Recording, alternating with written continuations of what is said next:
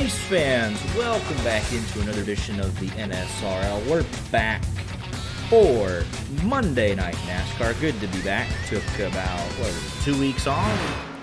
Back in it, though, tonight.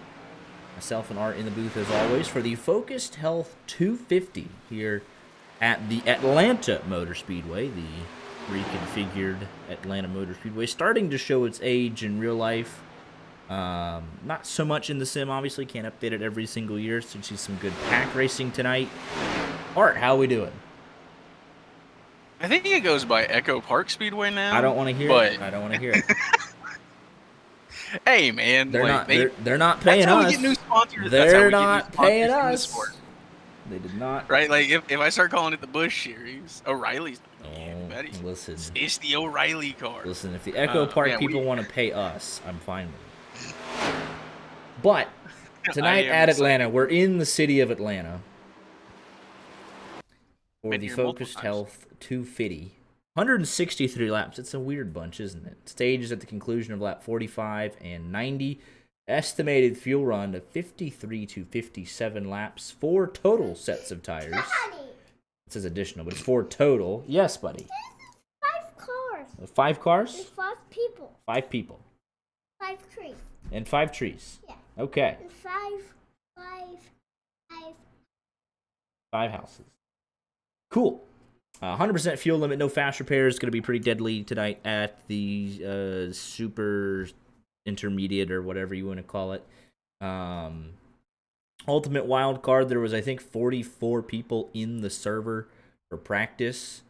So we're going to send a handful of folks home tonight. The field is full. So qualifying super, super important. And let's go ahead and get right into the qualifying for tonight's race. See who makes the show. Looks like it's going to be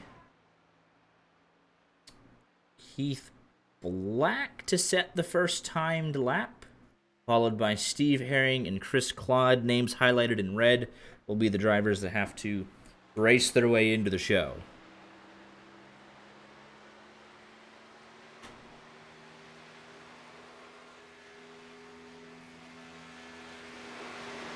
First lap 487 machine. He's one that needs to race his way in. But he's setting up for a second lap qualifying. As you can see, he was at the top of the speedway in 1 and 2 last time around. This time, right on the bottom side of the racetrack.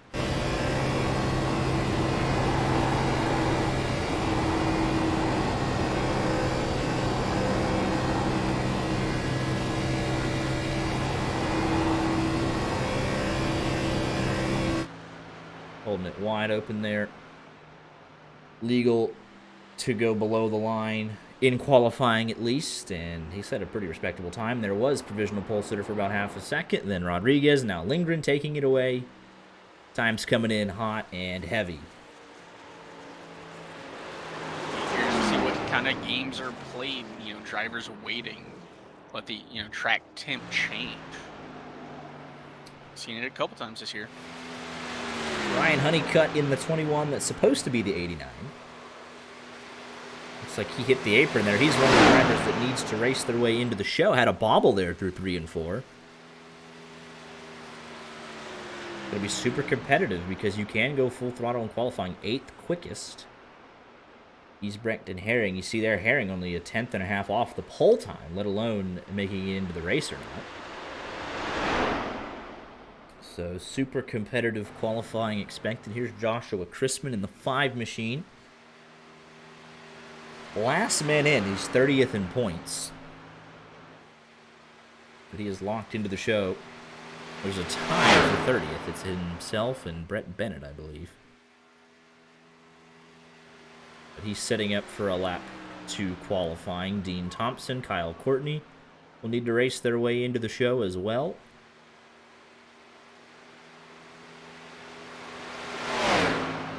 They're slowest for Chrisman on the first lap, but that's because these drivers electing to set up for a second lap attempt, trying to build as much momentum as possible.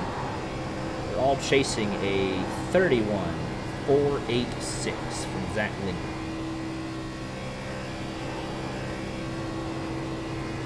Jake Miller's first lap completed. Chrisman's second lap completed. Only goes to 12th quickest. Miller in the 45 machine.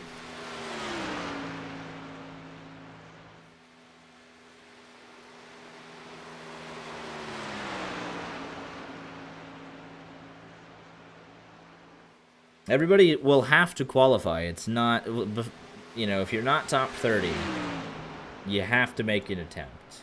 There's so many drivers here. It's Jake Miller's second lap. 31.479. 6/1000ths of a second over Zach Lindgren. Heavy hitters still to come. Mike McConville, Walker Thomas, Jeremy Brown, Madigan. Dean Thompson's first lap did not count. Here he is to cross the line on his second lap. Goes 6th quickest.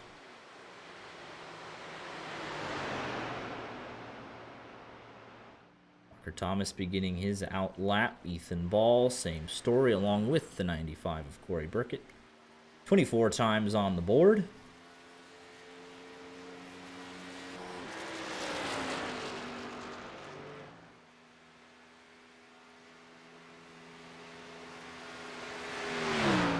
Bradley Gunn has to make it in. 21st quickest. It'll be a nervous wait.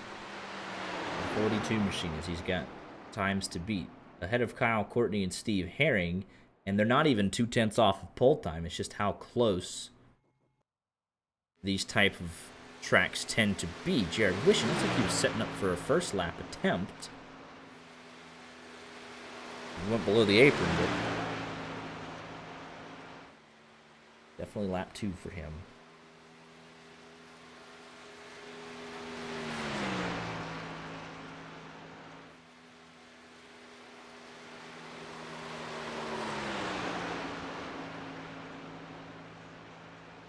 '17 machine looks pretty dialed in, comfortable on the bottom side of the racetrack. Second lap here for this 17, as low as you like it.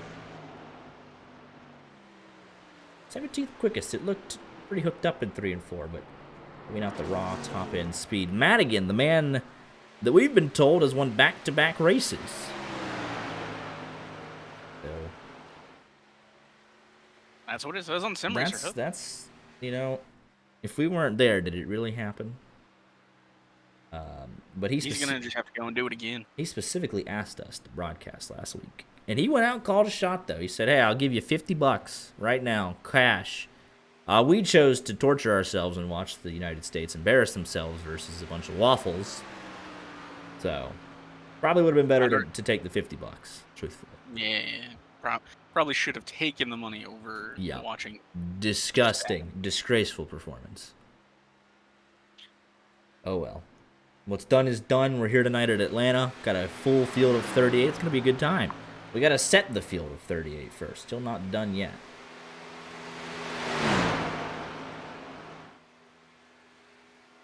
Second lap here for Madigan, trying to make it 3 in a row. He'll do so starting inside the top 10. Pienta. Got to get it back going again. Matt Mackin, Ross Brockman, Brandon Muir. Out on track as well, just under 3 minutes remaining. Mike McConville slots into the front row, 3/1000ths of a second off of Jake Miller. Good effort from him.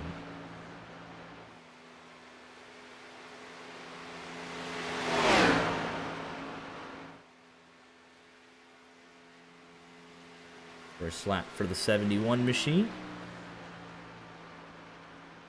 44th quickest.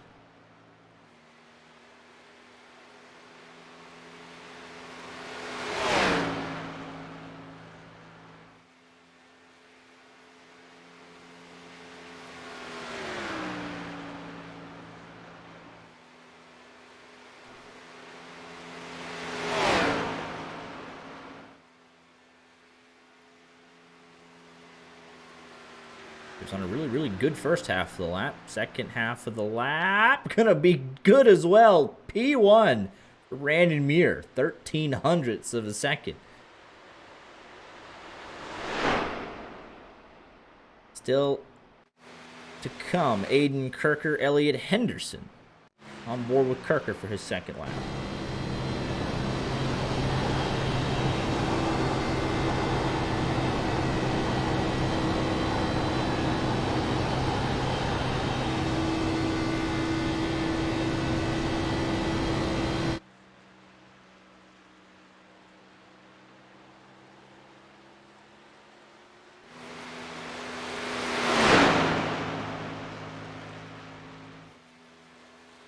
'76 machine looked pretty dialed in here. Where's he going to end up?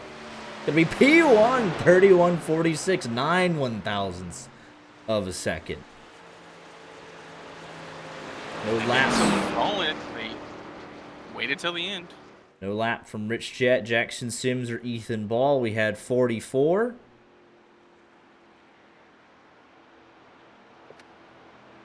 We'll send 6 of them home, and from the timing tower you'll see here.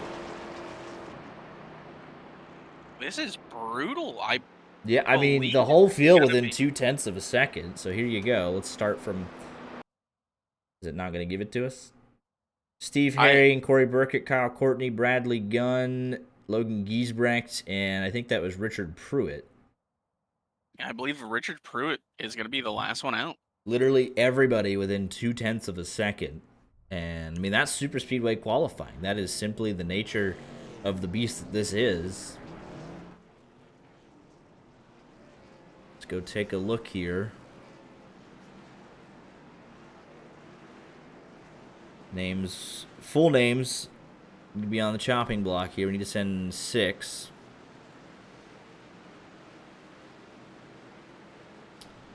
It's going to be, let me think here. Steve Herring, Corey Burkett, 2, Kyle Courtney, 3, Bradley Gunn, 4, Logan Giesbrecht, 5, and then Richard Pruitt, number 6. And look at the margin between himself and Ryan Honeycutt, 1/100th of a second. Target time was a 31.559. And even Steve Herring, a 6.52. So not even 1/10 of a second separates Ryan Honeycutt from Steve Herring. That's... There's nothing in it. And that's tough. That's a tough act, man. I do not envy those that have to qualify their way into a super speedway race. It's no fun.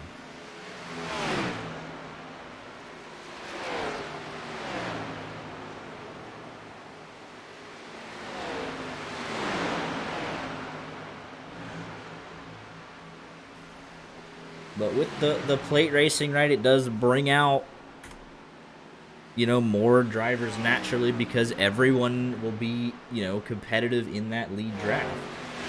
And anyone can win it. 0.2 separating the entire field in qualifying, and you go from there. Try and make your moves to the draft. Go ahead and take off the red names. I'm on top of it tonight, even though I had a 2-week break. We've got to wait till race time. We're on it tonight. Everyone else in the show.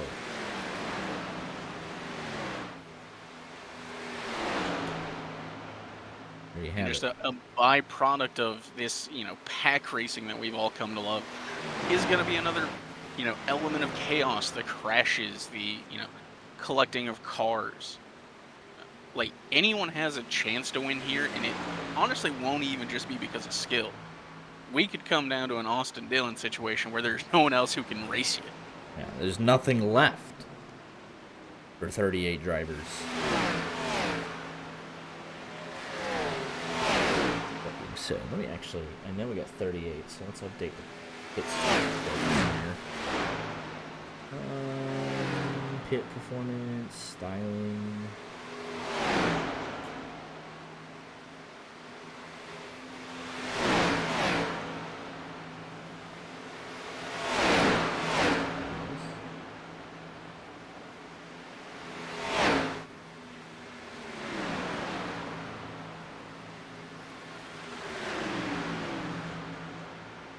Let's see if I do this. Pit stop performance.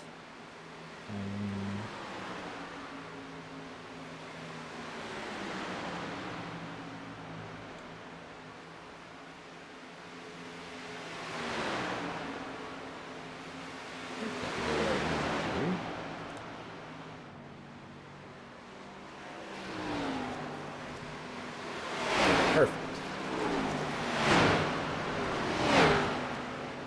We're going to have a lot of people on pit road tonight, so I want to make sure we get everybody in that we need to.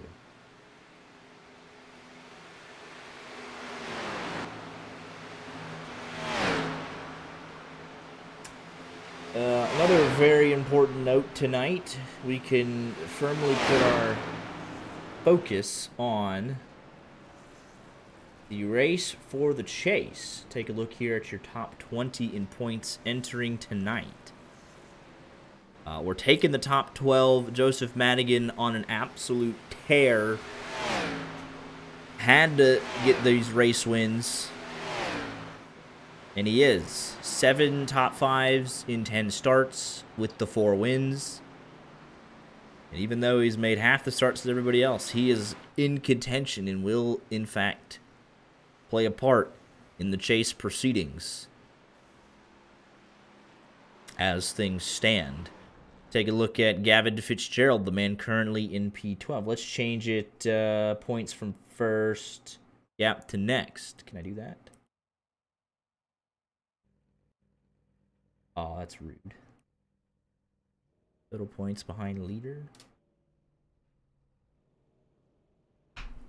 Well, I wanted to do that, but for some reason it's not letting me. Nevertheless, you can do the quick math there. 8 points from Moynihan to Fitzgerald, Wilco. Another 11 points behind that. Jordan Smith, Ross Brockman, Jeremy Brown, Sylvain Jolie. With 4 races left in the regular season. We have tonight, which is going to be a total wild card. And then on deck be the Indy Oval, Iowa, and Daytona to end it. So, the last couple of weeks, 2 road courses, 2 super speedways, semi-short track at Iowa, and then obviously Indy itself. Race for the regular season championship also on deck. Walker Thomas, Jackson Sims, 3 points separating them. Elliott Henderson with a big night would be right back into the mix of it. I mean, really, I'd say anyone in the top 5, you know, tonight is a massive building block. If you can get out of the first wild card round relatively unscathed, because it's 38. We got all the points on hand tonight. You could survive that, you'll be in a good spot. Same for the guys on the cut line. I mean, there's not a whole lot of breathing room here. Madigan, Fitzgerald, Moynihan, Wilco, Smith, all right there. Guys like Minto and Rich Jett will need a big night starting tonight to get back going in that direction.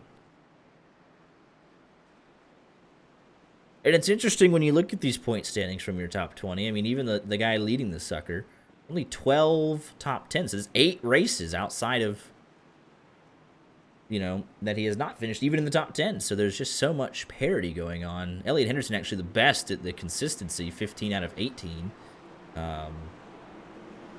With all that being said, Art, who we got winning the sucker tonight?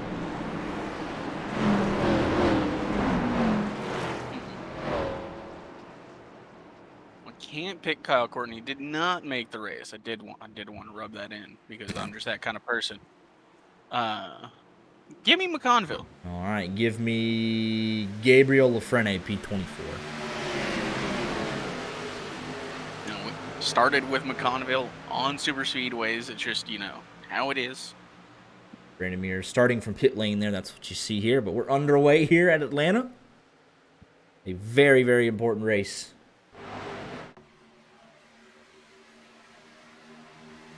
As they've all made it through turn 1. Up to speed now. Once they get through 3 and 4 inside line, 3 cars clear.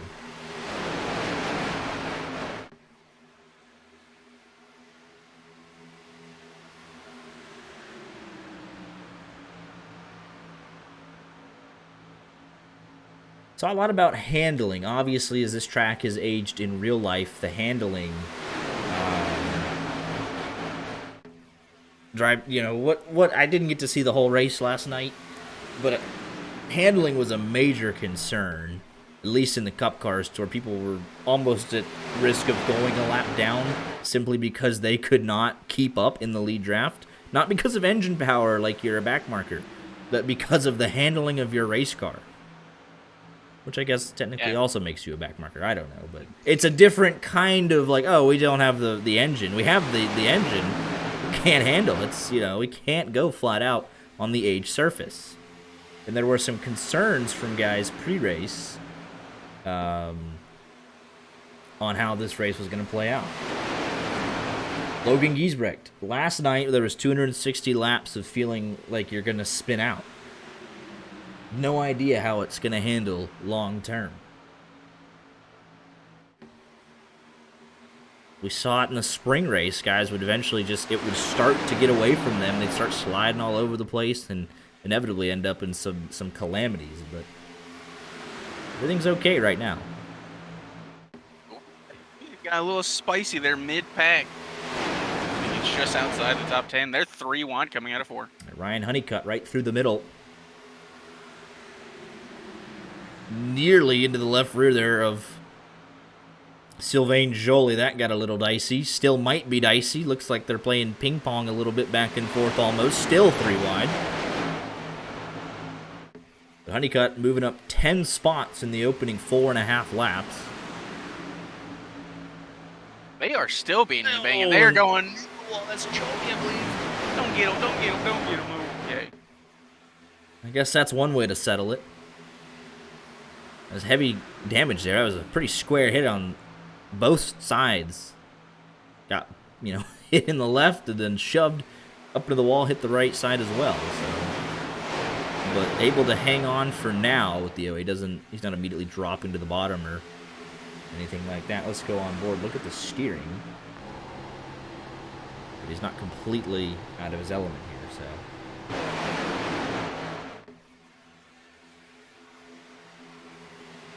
The big mover, Aaron Mack, he started 12th, third car in line on that outside in the 31 machine.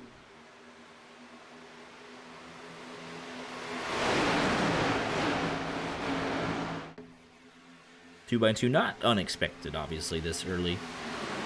Everyone's just trying to log some laps. Should probably turn off pass for the lead. Let's go ahead and do that because they're side by side. Doesn't really mean a whole lot at this track, technically. Of all the things, right? We don't really care who's the leader because they're right next to each other all the time.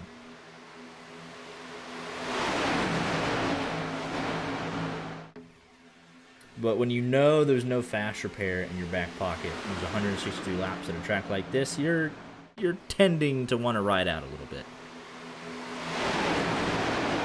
And even more so for these guys back here. Crispin, we know he's got really good speed, but he's got no interest on being in the main pack. And this is your outside pole sitter, or third place starter. McConville got him right at the end there, but he's third, now down to 33rd, but he just wants to ride in line. Same thing, Jackson Sims. Moynihan needs a good points night, and they figure the best way to do this is to sit in the back of this pack, even more so back here. Rich Jet, Ethan Ball. They are completely gone from the leading group here. Because if anybody runs into any sort of trouble, what is this? 30 cars within 1.7 seconds. And there you see Brett Kingcott saying, yep, I've had enough of this. I want to go back. Yeah, I think that's the right call, especially right now with just the mess we see here up near the front. And it's only going to get worse. And it's a controlled chaos at the moment. It's 2 by 2 by 2 by 2 as far as you like it.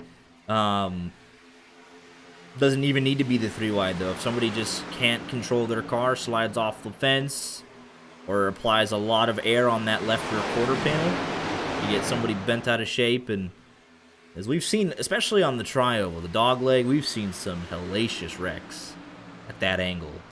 Oh, we're about to see another one! Uh-oh, here comes Elliott Henderson back up the field and right on cue. And looks like the night is done for Claude Furlan. The night is done for Keith Black. And at my next point, and I mean this not saying, oh, I was going to call that, but we've seen so many incidents on the dog leg because it's just at such an odd angle, and it comes back and pinches you. You just get caught out. It's a lazy just slamming of the wall.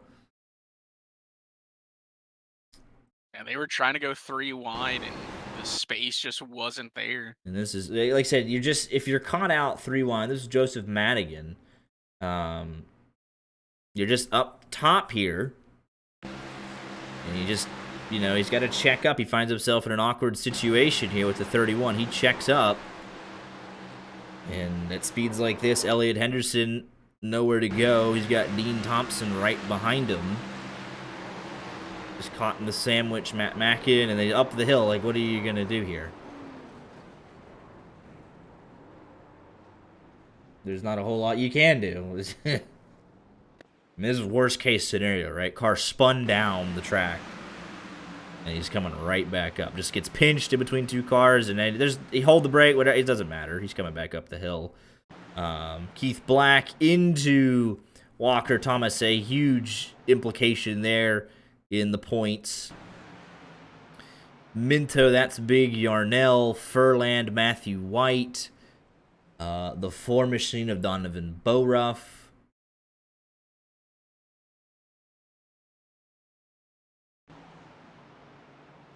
You got 206s in here.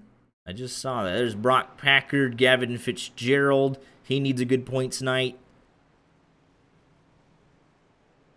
He snuck through there. Take a look at how he did it.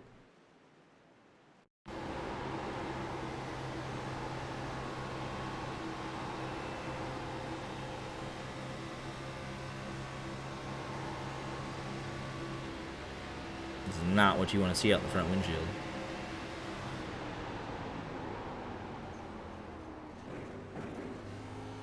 And he'll gladly say, I'll take the 1X. I want to get as low as I possibly can. Now, who is this other 06 machine?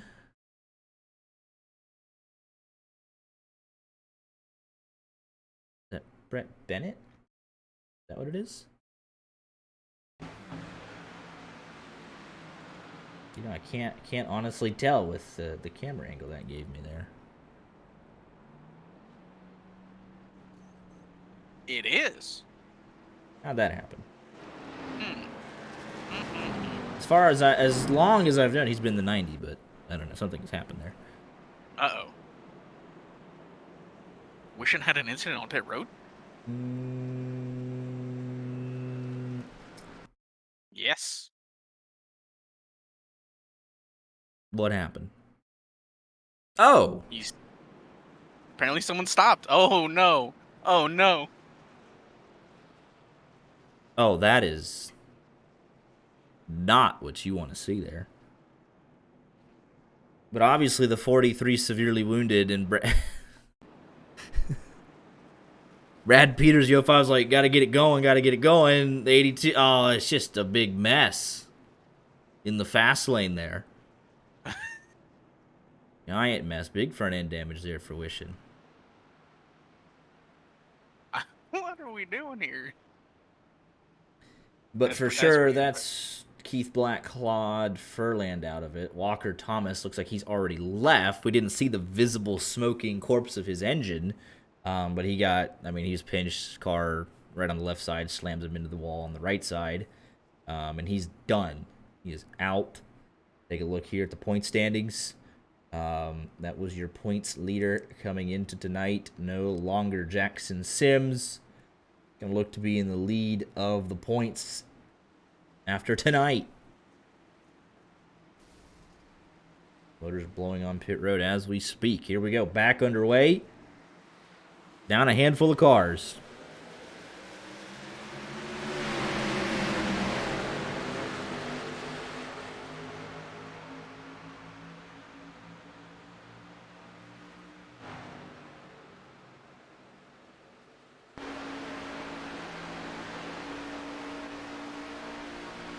Jake Miller, Aiden Kirkert. Trying to pull away, but obviously the draft's going to bring everybody right back into it. We got to crank it up, Redemption. What better track than at a super speedway? Let's do it.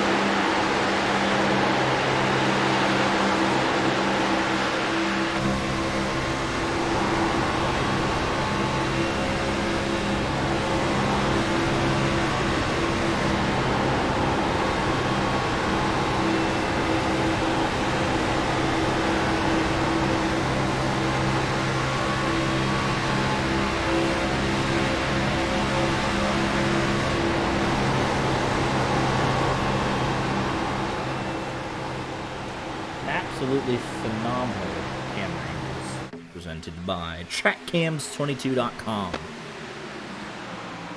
Been loyal to them for about 4 years. It's been a good while, and they never fail to impress. That was a long crank it up. I was enjoying it. It's different at a super speedway, man. You just get to listen to the sound. We got 162 laps. There's plenty of time to hear our voices yap, so. Front four on the inside, clear here. Aaron Mack and Lindgren side by side for the 5th position. 45 bounced off the apron there a little bit.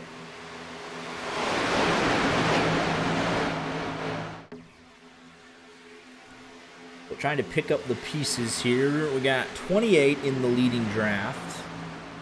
Jared Wishon, obviously with his front end damage, still has to get that situated. Has lost the draft. He'll try and fall in with Ross Brockman and Ethan Ball.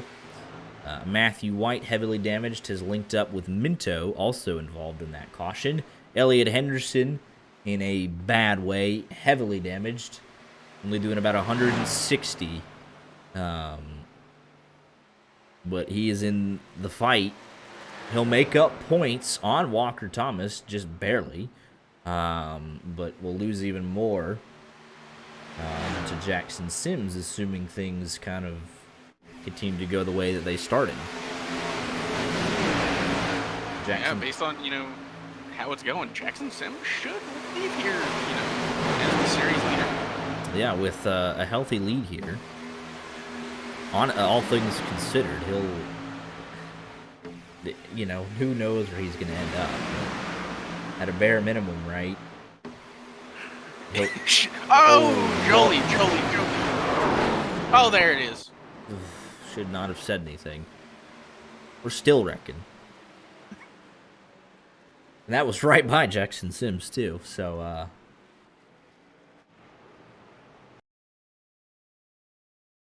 I saw Jolie sideways through most of this corner, and I think they survived. Oh, it was him and Ryan Honeycutt again.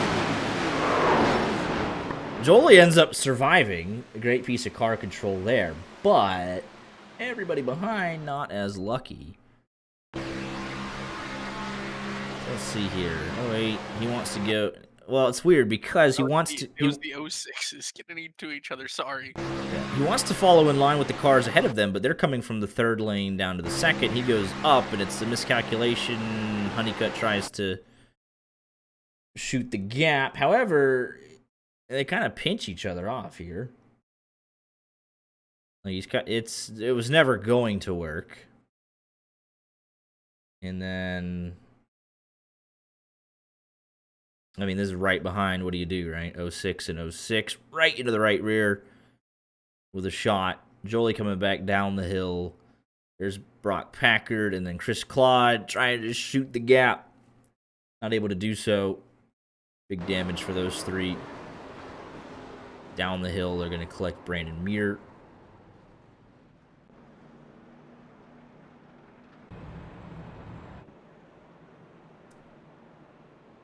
But, yeah, so Henderson's going, I think he gets the luck. He doesn't, pause. He did not go a lap down. They were catching him. And we're going to put him a lap down, but he gets to stay on the lead lap and get a lot of damage fixed. But there's a lot of damage on this car. It's a weird scenario because he was, 78 points back from Walker Thomas. He runs 2 spots ahead of him, so that gap would technically decrease between him and Thomas, but the overall from first to third would increase. So it just depends on how many points Jackson Sims can rack up tonight over Walker Thomas into the final 3 races. Of course, which one is Daytona, and then the same thing could happen there. Like, oh, Jackson Sims is wrecked out after the first lap, and Walker Thomas goes on to, win the race. It's a big swing the other way.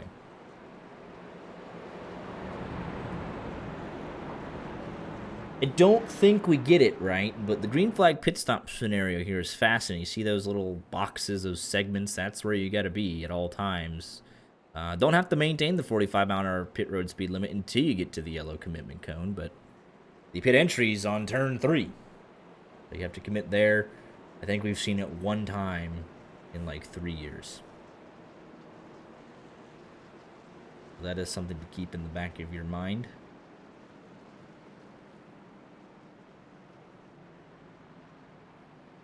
It would be nice to see some green flag pit stops. Like, they have the talent to get there.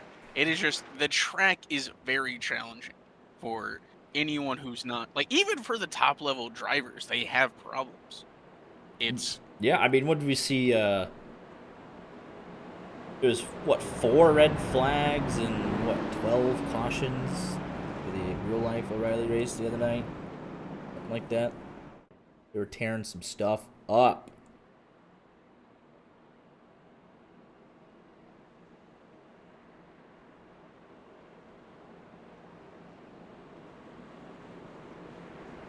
Yeah, then you add in the net code, the internet factor, and it makes every little mistake that much worse.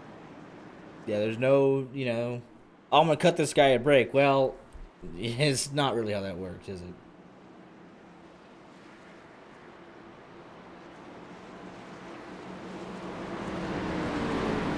Three cars officially out of the race. Walker Thomas, Claude Furlan, Keith Black. Bo Ruff's still digging. Oh, LaFrene is also just disconnected. So make that 4. As we are back underway.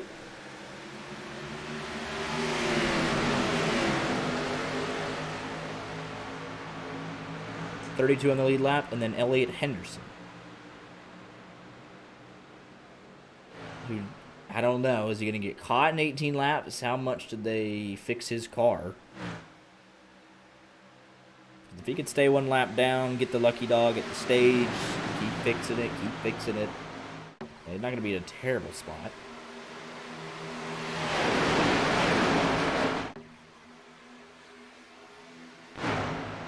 But he's got a little bit of drafting help now. Let's see if he can actually stick with Chris Klon. This will be massive, even if just for a couple laps. They got that sucker. It has 166 in the draft, so it's obviously a little faster. So he should maintain something. It's like Rich Jet gonna be the first person to split off. That's Bo Ruff ahead of him. 3 laps down, and then you have Claude, and Minto's kind of doing his own thing. King Cot's all by himself, and then there's Henderson. It's still 163. I think he's losing from Claude, so still plenty of work to be done on that 03 machine. Even worse problems should King Cod or Minto end up going a lap down as well.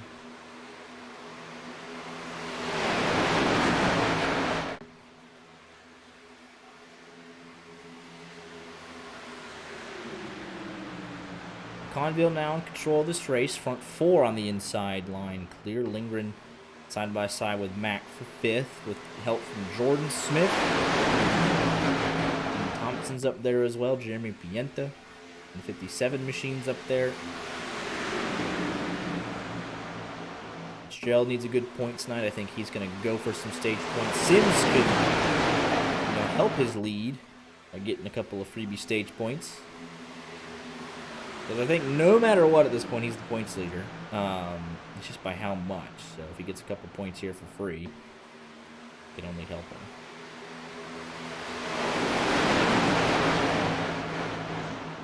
"26 cars in the lead draft. Bachman just playing it safe. Might actually be falling out of the draft here, not sure, with him and Ethan Ball. The stranglers of the group. Not really a big issue there with 14 laps to go. You're not really in contention for stage points. What's the point?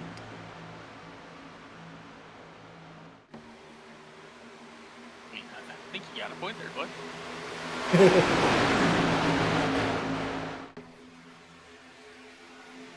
Yeah, they're still fairly feisty here. Just outside the top 10, even inside the top 10. If I wasn't confident in my ability to get through the field, I wouldn't be up near that at all. Yeah, that's especially at the current setup, right? That's essentially forcing you to go 3 wide to make moves with the current setup. A lot of gridlock still. I think that was Henderson actually, so he does go a second lap down.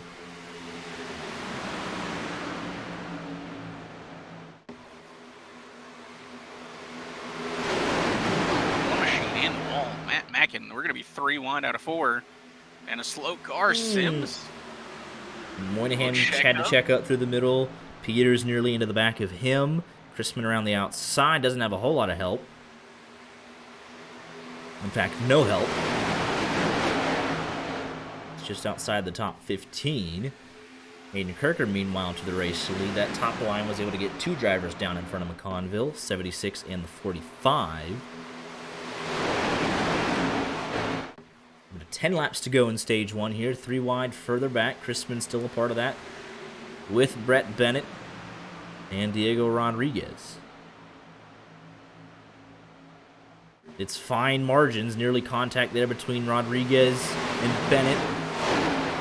Packard working around the outside, trying to help the 49, seeing if they can clear that group on the bottom. Brad Peters now in the mix, along with Jared Wishin, who looks like he's able to maintain with the leading pack.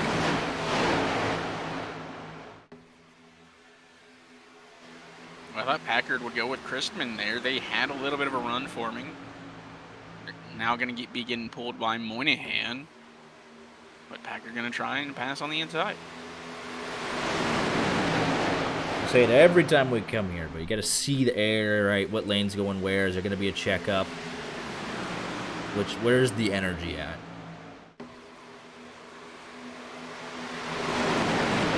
We see Christman going 3. Oh, that's going to be trouble coming back up the track. He saved it. Yellow is out. And that was heading towards disaster, though. He was headed right towards that dogleg. 3 wide. It looks like the 49 on Packard there just comes up, gets a little loose into Brett Bennett, slightly off of Rodriguez. What great car control there to make sure he's still in this race. I mean, that should have been, for most people, probably just headed right towards the outside wall here. Let's take a look.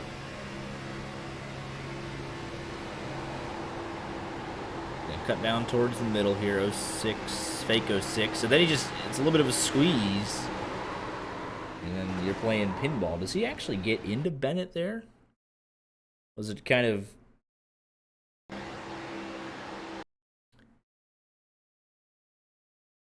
Does 06 come down? He's still sliding up. Bennett's going up the hill. Chrisman's working down. Probably already there. And then, yeah, Bennett's coming back down. Chrisman was already there, so that's fine. 49 then comes off the apron a little bit. And then there it is. Lances onto Rodriguez. And there you have it. I would say for both those cars, by the way. Race leader. Thought about. What happened? This is right before the stage, which everyone's gonna have to come down at least for the fuel purposes, because you know the actual fuel window is less than.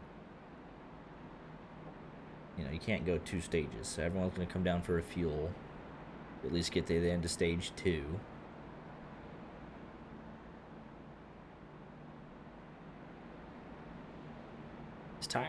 It's such a curious thing because out of the plate racing, this is the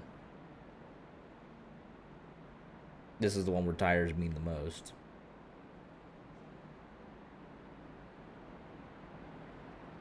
The only one where tires mean anything. Yeah.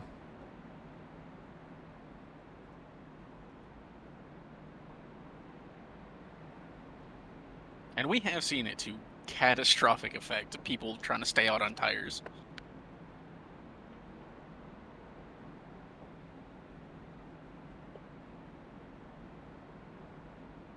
I remember that. I'll bring it up every chance I get. Yeah, I remember that one. That was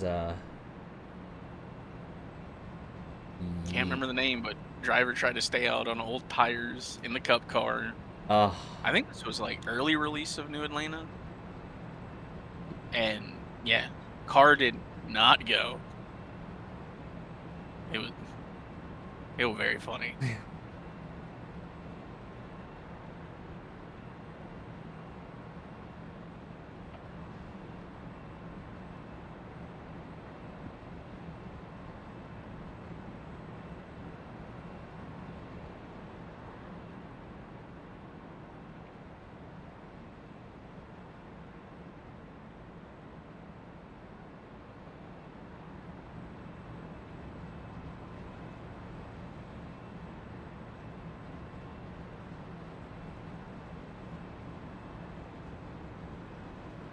Lights out on top of the pace car. Going to be a sprint here for the end of stage 1, and that can mean more calamity. Only poor.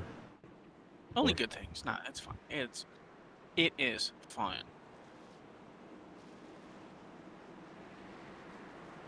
Like, how can this go wrong?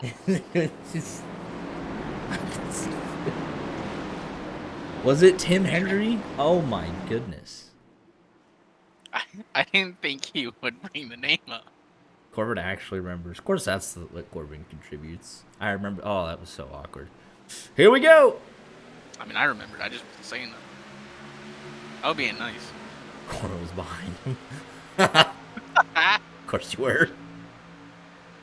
We were all behind him. He was on the pole. That's true. Well, not on pole. He stayed out. There you go. Number 4 to go here. Takes him a lap to get up to speed. Get up to full song. What kind of moves want to be made here? Points at a premium. Yellow? See, where? Did we see something? What? Oh, it was one of those stack-up things then, wasn't it? That's what I'm thinking. We popped the incident limit. That's... But where? Well, Miller said he got a 4X, so that contributed to it. He's right here. Oh, was it? Oh, it was literally that. Listen, I understand it. It's probably a good thing to have an incident limit trigger a caution, but gotta be a little bit of a recalibration for the plate races. 4, 8, 12. And then heck, Jake Miller probably got one, yeah. Damn. That. And if there was anybody else, let's see, did anyone else back here get it? 4, 8, 12. And then I guess Miller was the last one to pop it. So there you go. Just a slightly too big of a push. And it freaked out the incident limit there. Failed to see how those were 4Xs. I mean, even Miller said, like, he's like, how did I get a 4X?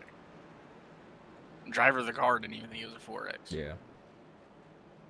Oh well.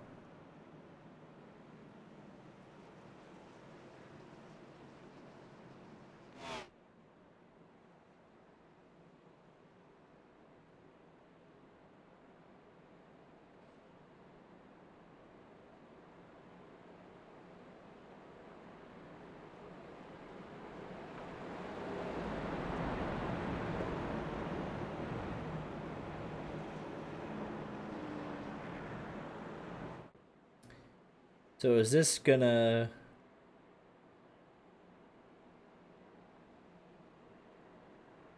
I wonder if they're gonna make this the stage.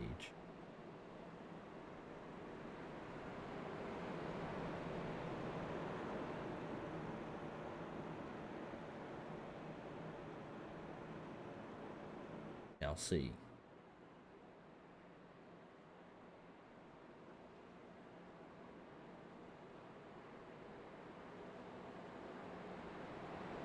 I mean, it's 45, but I don't know why we wouldn't, but considering the car stayed out. Right.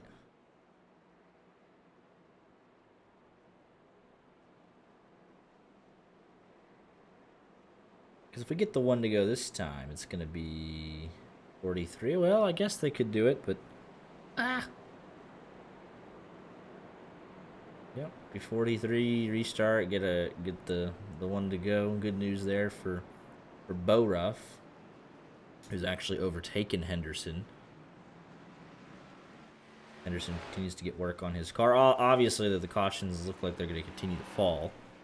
So Henderson not out of it, and he'll get what looks like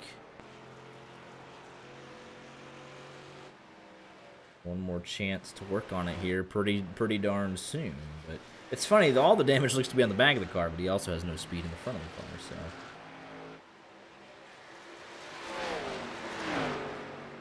And nevertheless, he soldiers on.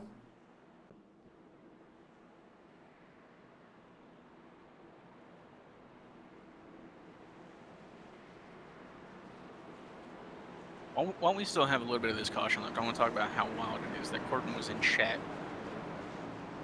in the first, 50 laps of a race.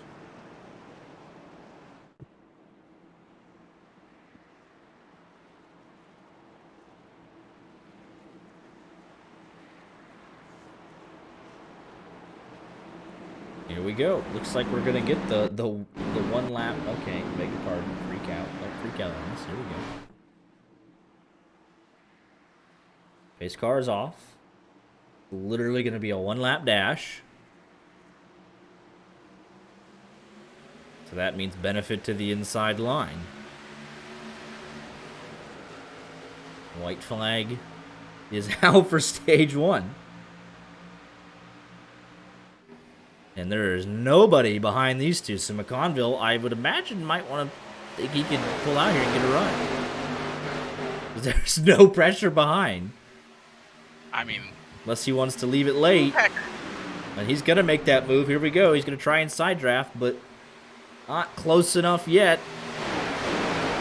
Kind of misjudged it when he pulled out to the outside. Lost a bit of speed, but And misjudged it a bit, and Jake Miller will hold on for the stage. McConville did give it a go, and we're right back under yellow. Bo Ruff says, I'll take the freebie. Back on the lead lap. Now I can use caution.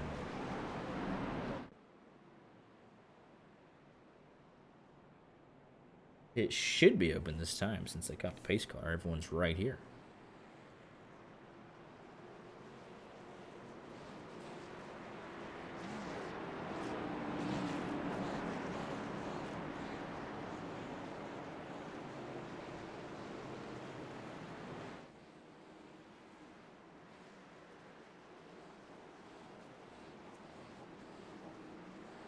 Handful of cars will stay out that took advantage of that freebie pit stop.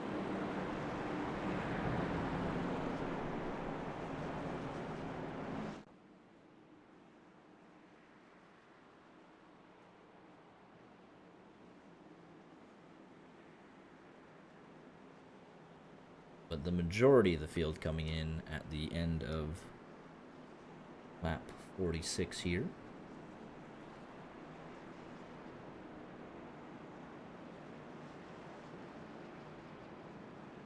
Maybe about 10 or so that stayed out.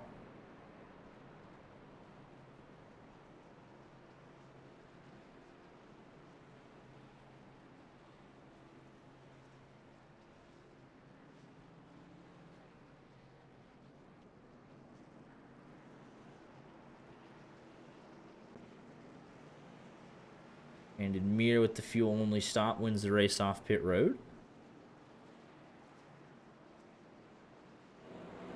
Everybody else, 4 tires. You can see there how many spots they lost overall because of everybody staying out in terms of pit road positioning itself. Only lost the 1 spot. You only that'll do it for you.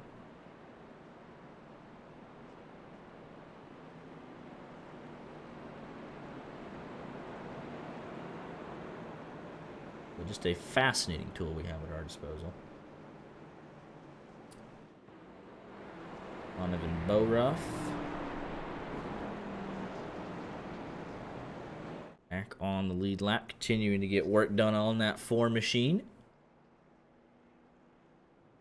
Honestly, he's been able to keep up with the lead pack from what we've seen. So it's 33 competitive cars. Henderson, obviously still with a lot of work left to do on that 03 machine. But now he's in the position where there's nobody else a lap down. So he can get the benefit of the lucky dog and the repairs. But still a lot of work to do for the 03.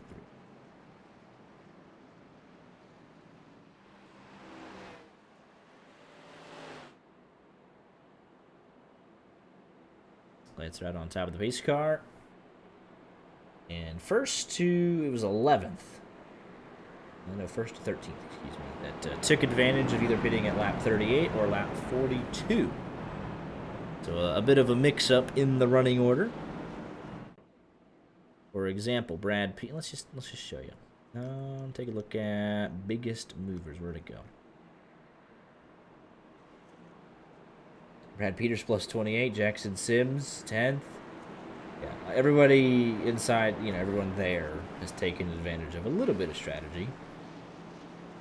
We know those drivers are fast. Yes.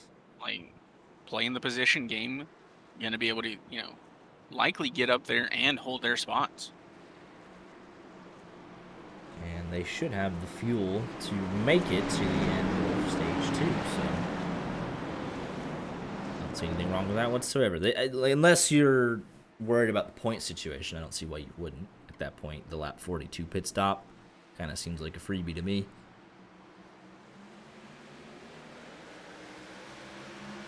Here, Nick Hansen gets the great jump. King Cott will settle into second. From Lindgren, and then Wishing to lead the outside line. Get us back underway here.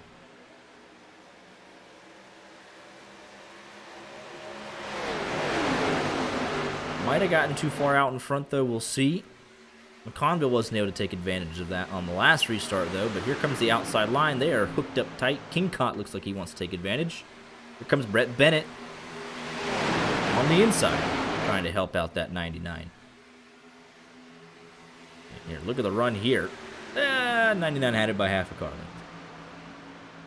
He opened up the door a little too much there. I'd be concerned about going too far below the apron because someone might try and peek middle. And if they do that, I don't see him surviving the exit at all. Yeah, let's not forcibly put ourselves 3 wide. So momentum here on the outside. Chrisman, Madigan, Jackson Sims, a lot of fast cars up there, and looks like they are going to put themselves 3 here. They just had to say something. They at least waited till they got past the dog leg, though. So King Cott in a very uncomfortable position. We'll have to hang on here. Wishing thought about going with him, but ultimately stuck with that 85. Or the 05 of Brad Peters, excuse me. Still 3 wide.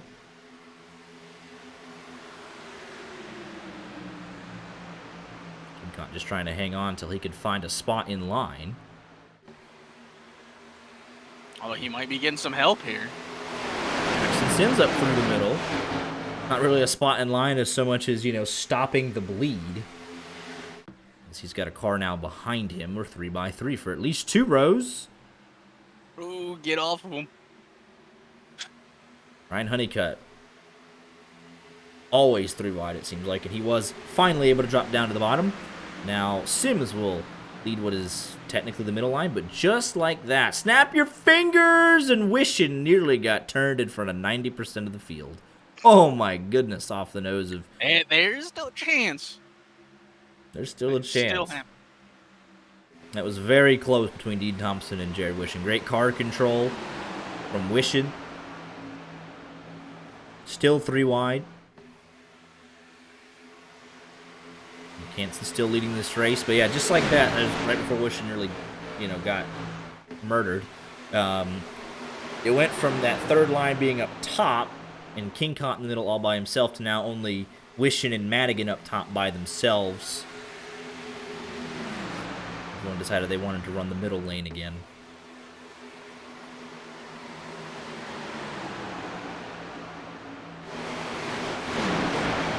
But it is a lot of single file up front. And I think these guys, since they played the track position gamble, right, they're more than happy to sit here and say, oh, well, let's keep it. Let's just go single file and keep the momentum up. We don't have to keep checking up, tripping over ourselves. All good here. All good on my end.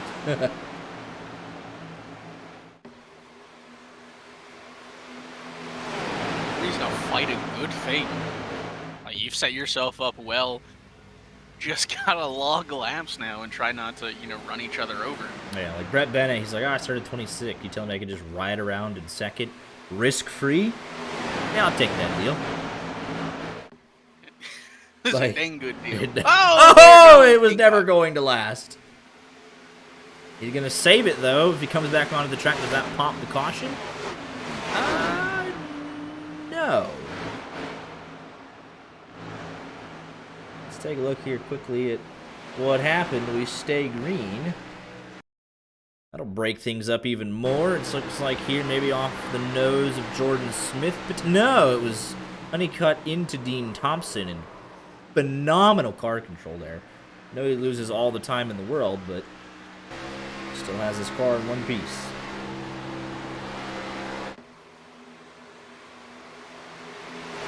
And that we have a very ugly pack at the moment as a result of all of that. The pit sequence. Oh no! It's all gone wrong in the back. What? That is not what I expected to see. How is that where the wreck is? Fellas. No caution, by the way. Wait, what do you mean no caution? No caution! What do you mean? I'm looking at 7 cars on the track. Okay. I mean, the leaders are coming back around through 1 and 2. Well, about to be going through 1 and 2. I was right literally now. like stopping to look at the wreck. I was like, oh, let's analyze this. I just assumed we were getting a caution. No caution. Okay. How? Chris Club was right there. Why didn't he throw it? Okay, but it's Matt Mackin and Brandon Mir. They just pinch each other. And 4 cars involved. How was... What? I don't think Chris Claude throws it. Okay. It was off the racing surface. I mean, it should have been. Mackin just comes up and comes up and comes up, and Mir's like, well, I don't got any more room, brother.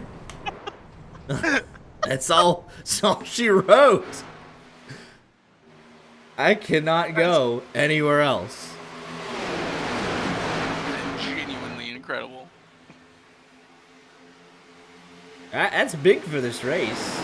It screws over Henderson a good bit, because more cars are now going to go a lap down.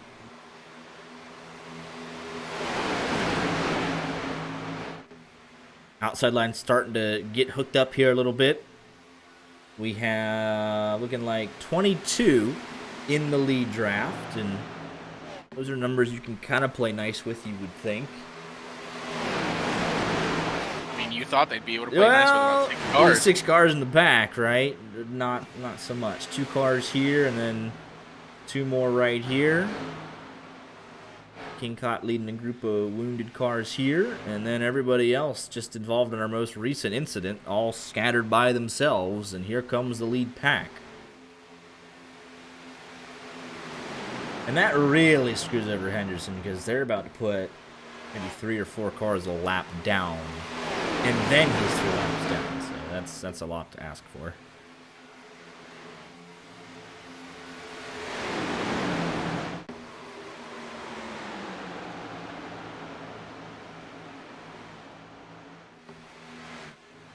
You never know, though.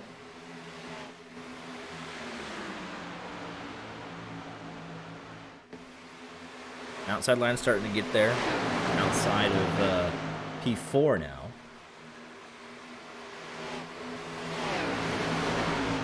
You can see the lap cars, I imagine. Oh, mirror into the fence. Everybody be nice. Everyone's going up top.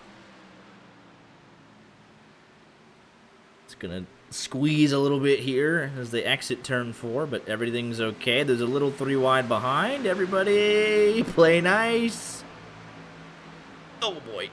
Just keep it the fence. You're almost there. All right, you're good. All clear. And Chris Claude, he's going to have a similar story. They'll catch him in about a lap, I imagine.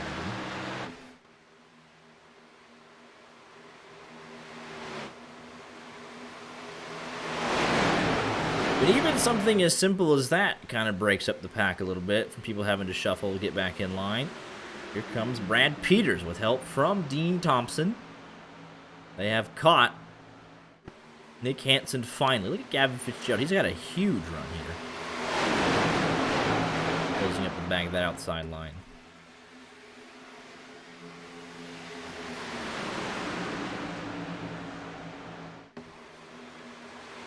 Now we're back to the 2x2 status quo as we approach the halfway point of Stage 2. Peters leads out the line. 31 spots gained. And a lot thanks to that pit strategy there. After our most recent yellow, you see the last dot there stayed out. Finds himself in the lead of this race.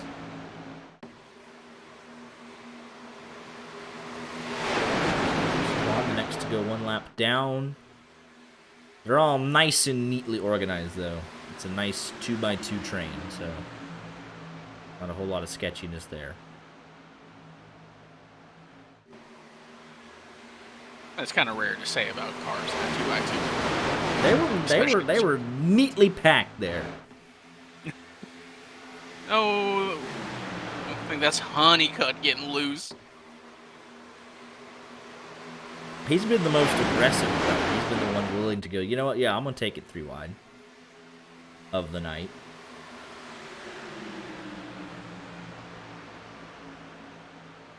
But if you leave the door open, he will try to walk through it.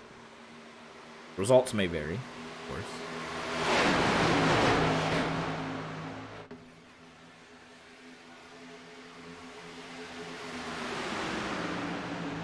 21 now. Packard has lost this lead draft.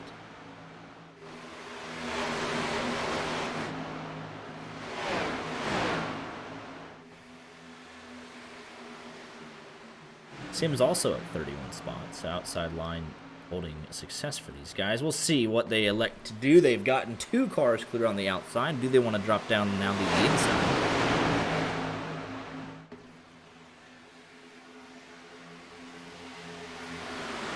Dean Thompson actually wants to lead, and Ryan Honeycutt going right with him.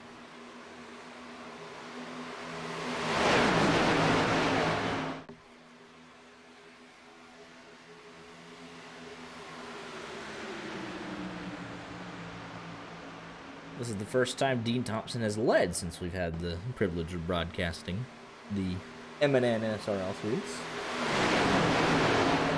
And he cut a big move up to the top side.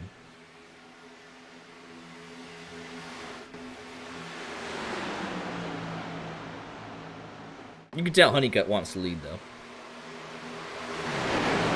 I think that's true for every race he's in. He's going to get a good push here from Peters. He's thinking about it. A little bit of a squirm there. Right up to the back bumper. Then Brad Peters, oh, he about got to the left rear, and that would have been a good night for a handful of people if second and third get together.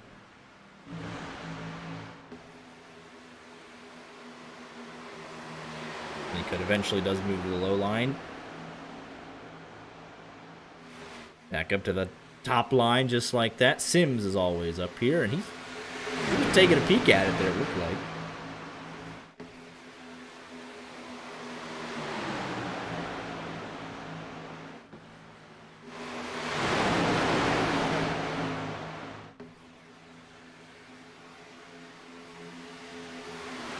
We have just 18 laps to go this time by in the second stage. Valuable points on hand here. Sims looking to build that cushion he'll have at the end of the night. Should be a regular season points leader. As a matter, I mean, he will. It's mathematically certain that he will be your points leader leaving tonight's event. Just by how much? End up here trying to get some stage points. That would do nothing. Oh, and there it is. Maybe. Maybe. Somehow there it is. Okay, what? Oh, Maybe? Finally, somebody there it is. Oh, who just exploded. That was like the longest crash we've seen in a while. What in the world, man? Man, they had it, and then they still just went back here and. Like, everyone's checking up. You're fine. You're fine. You're fine. Oh, you're... Oh, okay. What on earth, fellas? Why'd it have to be like that? You had Jordan Smith and...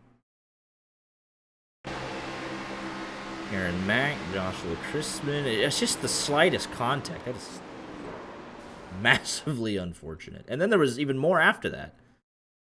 Let's see here on board with Chrisman. Come off turn 2, you see all the shenanigans, and then it's just a gradual checkup, and slight contact sends the 29 down there, and then the 08's going to get into the 4. All right. 08 gets into Jake Miller, Rodriguez back up the hill, and it's a whole lot of chaos for everybody here. This is like they had it, and then they're all like, "I get it, caution's not out."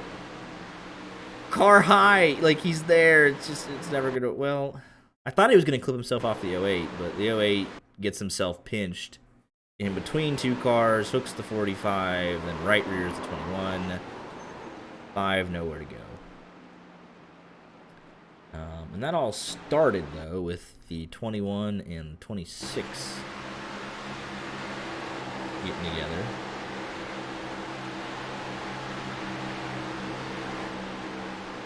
Yeah, it looks like the 21 just gets into the back of him here a little bit.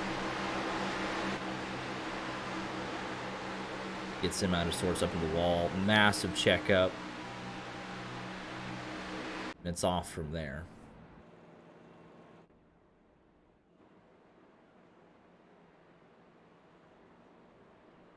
Insane.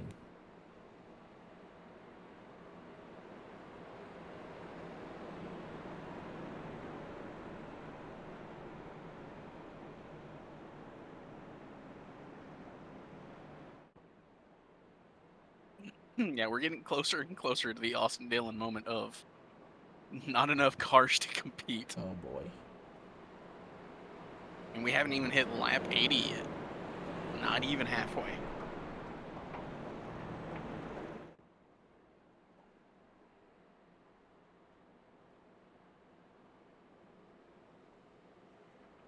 Insane.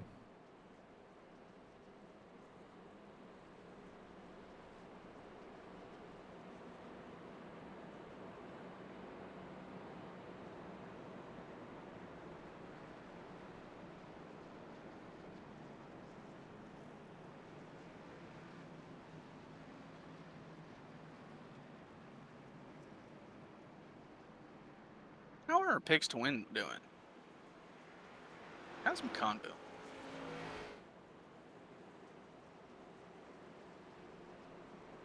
Nice P17. Gabriel Not even- Lafrene, you know. Oh, right. Right. Oh, right. Right. Out of the race in third. That's on me. That's on me, of course.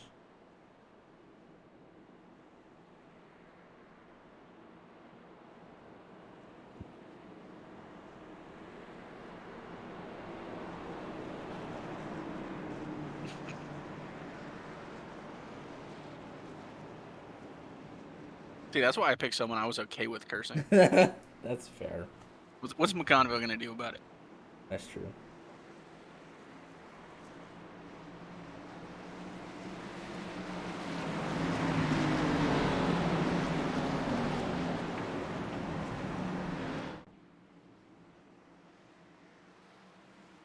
Here we go. Pace car is off. Coming to the end here of stage 2. Getting down to it.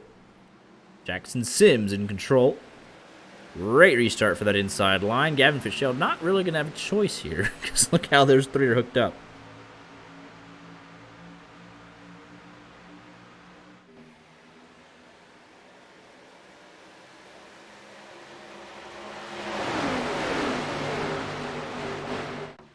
And just like that, that's what happened.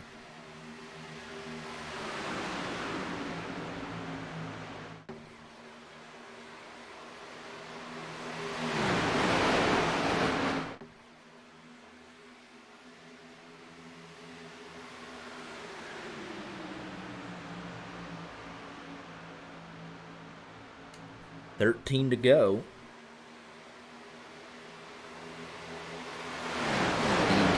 Right tucked up behind. That slight contact with the outside wall doesn't seem to be impacting him too much.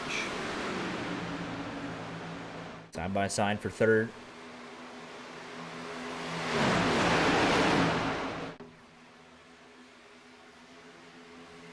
Contact there. Not where you want it going into the... No, that's, I mean, we've Trial. seen just some very bad stuff. Chris Klon was the lucky dog on that. He's back in 27th. Next up, Brandon Muir. And that will have kind of fixed those grouping of drivers from that little incident they had on the front stretch that brought out no caution.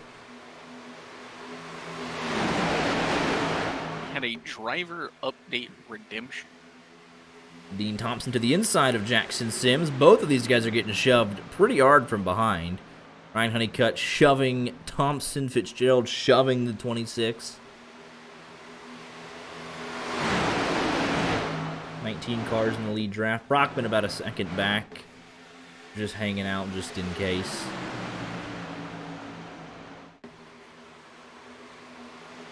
You can tell these cars starting to slide around a little bit towards the end of this stage. Slide up the hill a bit.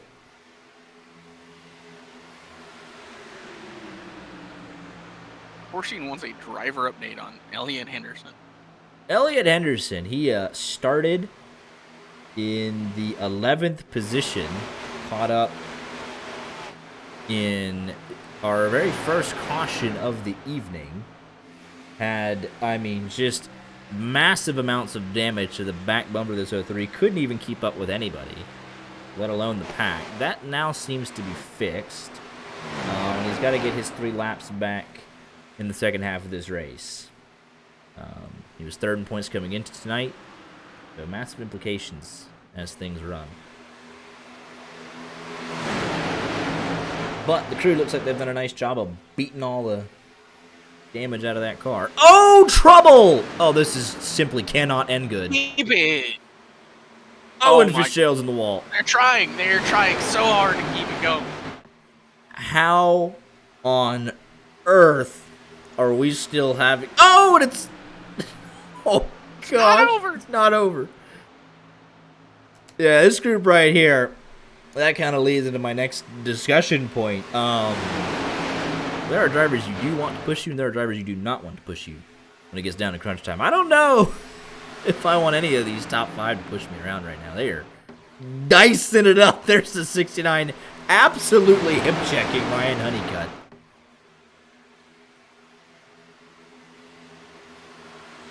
Yeah, it can get out of hand quick here if they don't calm it down. I will say the one driver who has specifically stated that his car was made for pushing, he does not like the clean air, was Jake Miller. Now that's a guy that I want pushing. Yeah. If he said, hey, I don't want to lead. How often do you hear that, though, right? Because you go into any of these random, ABC opens, you're like, man, I can't.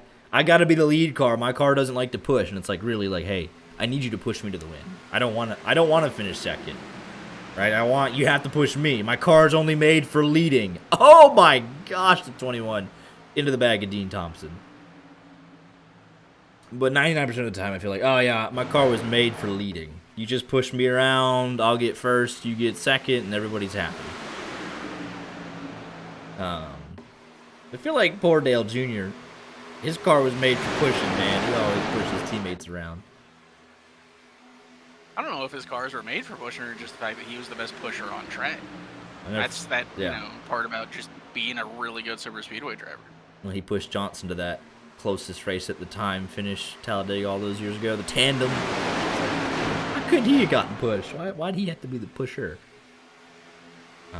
But inevitably, somebody has to push. Somebody's going to get the push. So that year, everyone, was begging for. Why can I not? He's like the youngest driver. Trevor Bayne. That one. I don't know why it wasn't there right away. We're looking at his car right now, the 21 machine. Yeah. I was like, the 21. I wanted to say Blaney. I'm like, he's not in that car. Hasn't been for like 10 years. He was like 8 years old back then. I know. I'm like, it's not Trevor Blaney. He's not Blaney. Oh, that Daytona 500 was so fun. Yeah. I remember my dad's like, who? Like who is this? I'm like, I don't even know. Nobody knows. It's his third ever start.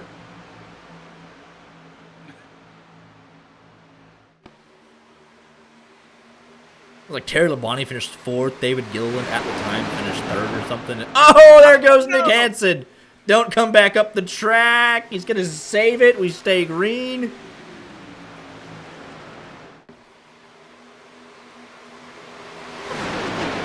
We're getting a little bit of fog on track here, Art. Return to the fog a little bit. Yeah, like we had. All of a sudden, conditions starting to change here a little bit. A little bit of a, I don't know, a haze. Yeah, my blink cam view is definitely being affected. I'm struggling to make out numbers. I gotta rely solely on colors and just hope for the best. Yeah. Well, somehow, some way, they've gotten to 1 to go in stage 2. I don't know how we've gotten to this point. But it's a white flag here for stage 2. They should have wrecked about 3 times in the last 10 laps. Dean Thompson trying to control. Got 2 very aggressive drivers right behind him. Low line does not have a lot of help. It's all about what Ryan Honeycutt wants to do here, heading off into turn 3. It's actually Brett Bennett that makes the move, and that kind of compromised everything. So around the outside goes Thompson, Honeycutt, and Sims, your top 3. For a take your breath moment. Oh, Oh, or I thought they were about to just They- wad it up. they just, I mean, oh my goodness, they just about did. Yeah, that was a little bit crazy there.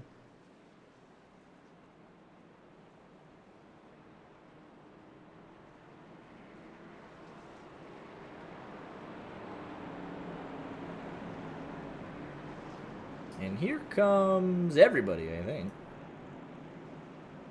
Doesn't officially say they're on pit road, but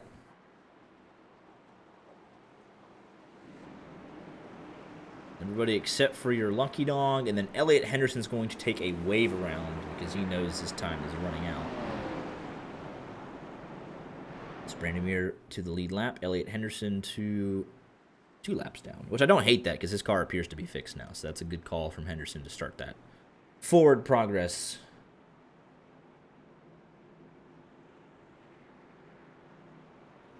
Everybody in.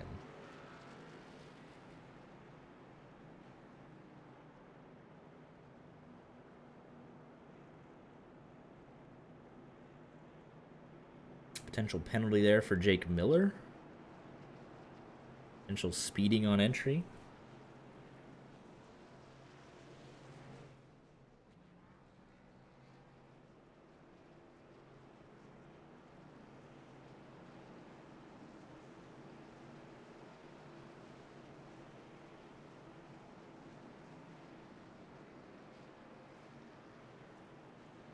Pienta looks like a fuel only, potentially a 2-tire stop. That's probably fuel only.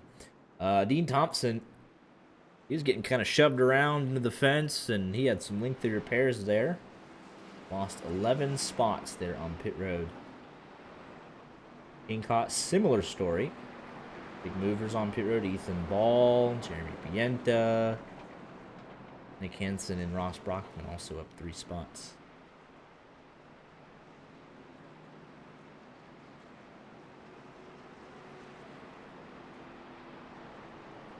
That puts Ryan Honeycutt into the lead of this race. Henderson will take the wave.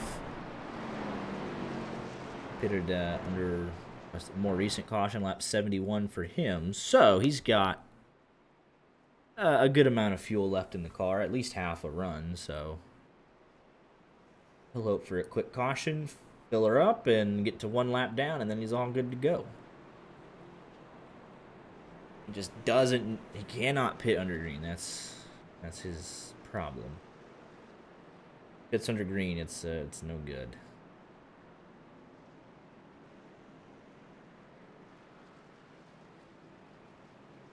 I mean, he's got this. All depends on the drivers around him, what they want to do. So yeah, Jake Miller did end up with the EOL for speeding, but he also had a lot of repairs anyways, so it was twofold. One, yeah, the repairs led to the EOL not really mattering anyways. I wonder if Henderson, you could, honestly, sometimes I feel like you could try and risk it and try and get that fuel-only stop while taking the wave. I don't know, though. I don't think he would have made it. I mean, he would have been on the lead lap, but he would have been so far behind, he goes instantly another lap down, but...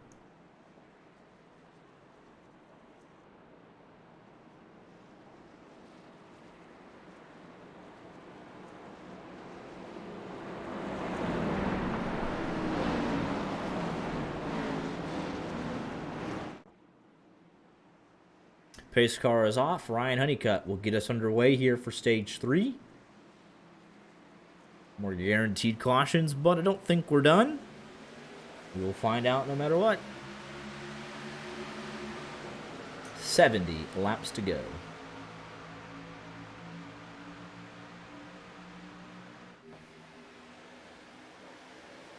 And already, drivers were taking peeks. McConville was thinking about a 3-wide move on Pienta there, and had some cars diving down to the low line.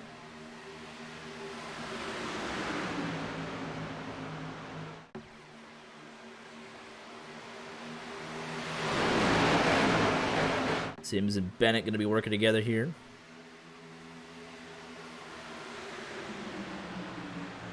And it had a run, but he elected to stay in line, so he'll be looking to push here, I imagine. Into leads the outside line.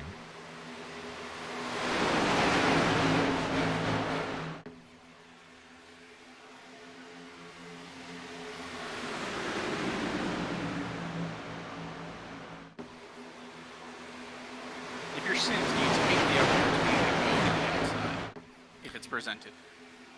Yeah, I would. I always preferred, and still do, to lead my line. Just for clean air on the nose, if nothing else. I mean, it's right there. You just got to go up and take it. At a bare minimum, my philosophy was I always have to be second in line. That way I can push the guy in front of me and get him clear, and he can do whatever he wants. I hated being more than third line no matter what. Your philosophy was to sit on my front bumper and let me push you. Yeah. But there were times when I would push you or Corbin, and it's like, listen, I could do it if needed. You could do it if needed, but I was the best pusher, and Corbin was a problem. Group chat is still named Corbin Can't Turn Left. Or at least used to be. Those were the days. Heck, our Twitch header is us plate racing.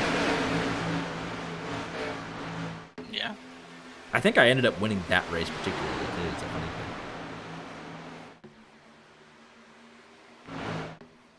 thing. McConville up to second. We haven't said his name a whole lot tonight.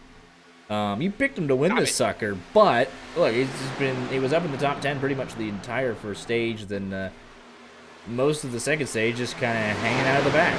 But now he's decided it's time to get back up towards the front, and here he is. We'll see how long this lasts for him, because I just talked about him a whole bunch. He's going for the lead. I know what you're doing. Listen, my pick to win's out in the garage. Yours can join me. It's not fair. Neither is cursing these drivers. Man's really just like, I'll take them all down. I'll do it again. Oh, 3 wide. That's Dean Thompson. That's Nick Hansen. And I believe that's Jeremy Pienta. They make it work, though. Hansen clears both. Drops down to the low line. Went from top to bottom there, and he finds himself 8th at the moment. Thompson, the winner of stage 2, though, had to get repairs in that same sequence of pit stops. Fell back to 12th and already back inside the top 10. 4th car in line on the outside. Honeycutt back to the lead from McConville.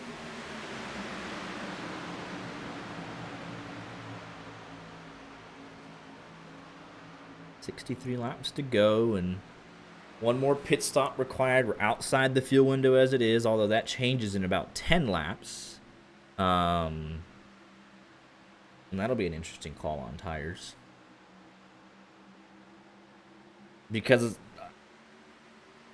I imagine that there will be multiple cautions. It's just when do you want to bolt on that set of tires? Fuel is the first concern, and then there's going to be handling at a certain point, because it does matter here.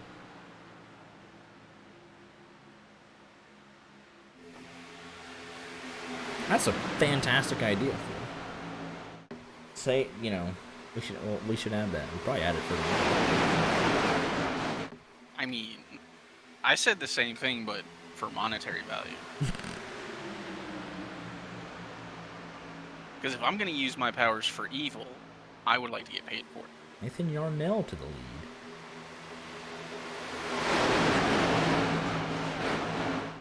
I wonder if it's going to be like the real-life race from Saturday, where it's, you know, we have all these underdog candidates to pick up the win, and then all the options. And then we get Justin Allgaier winning it no matter what. Like, it's like, okay, fellas, like there was 8 drivers here have never won.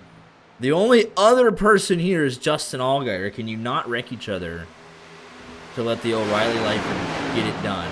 And it's like, oh, wait, he already won.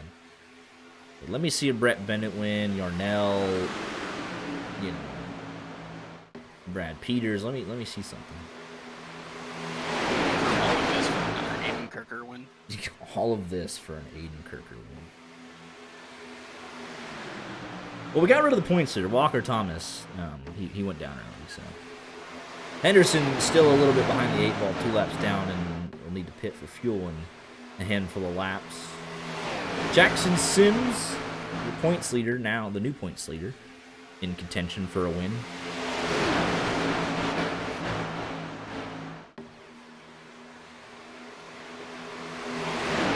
But they're definitely we're more eager to make moves.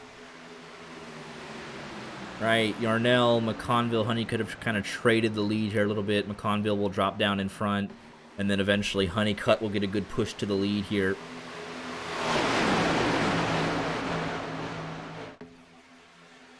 An aggressive. Oh, they are beating and banging them. Oh my goodness. They are not happy with one another, but hey, fellas, first and second's not the place to do this. All right, they're hot in the collar right now, and they're leading the race. Calm it down. Listen, if it was 3 to go, I get it, but it's 57 to go, so just wait a little bit to get mad at one another. Chill out, brother.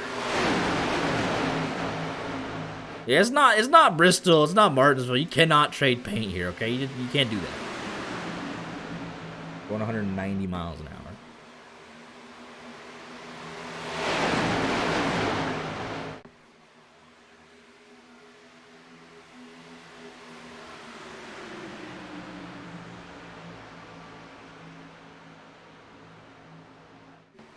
We got Thompson, we got Honeycutt, and we got Fitzgerald all back together again. Things might get real exciting here again. We got, looks like 27 cars willing to brave it out in the lead draft. Minto's a maybe. He's fallen off a little bit. Boruff and Meir. Looks like they have lost the draft, respectively. Henderson just can't catch a break because he took a wave around and it might not even matter.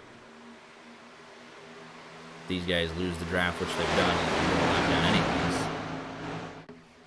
It's just that kind of night. I thought their cars were mostly fixed, but I guess not.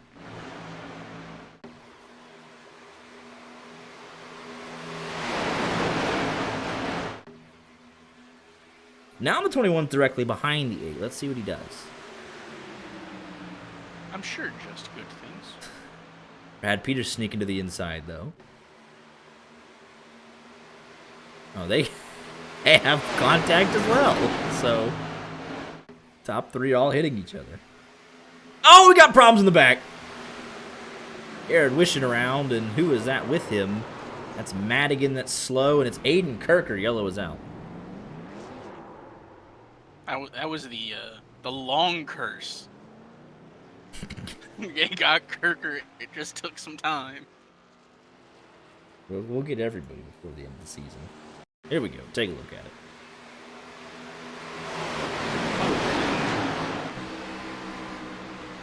He was probably someone out there.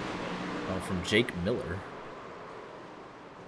They got problems in front of them. That's Brett Bennett into the fence, right? Up in that 3rd lane, can't hold it. And then Nick Hansen trying to check up, and eventually it's like, well, we can't check up anymore. Round they go. So this could technically be the final stop of the evening. Elliot Henderson will get your wave around. That saves Boruff and Meir. And Henderson, so they're all happy about this. Henderson goes to 1 lap down. He can get fuel in the car. And he could very well be a factor. At the end of this race, everybody's coming in. Might be a handful, though, that want fuel only, though. I could see that.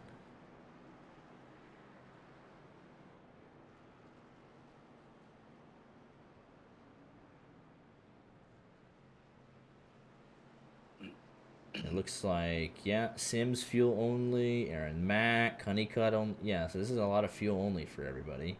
Handful of guys at the back taking 4, it looks like.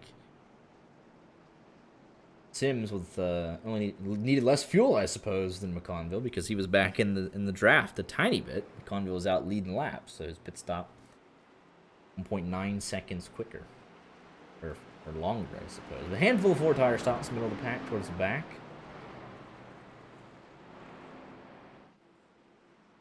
Repairs obviously fruition.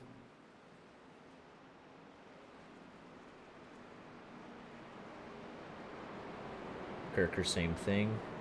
Miller getting a little bit of repairs done as well.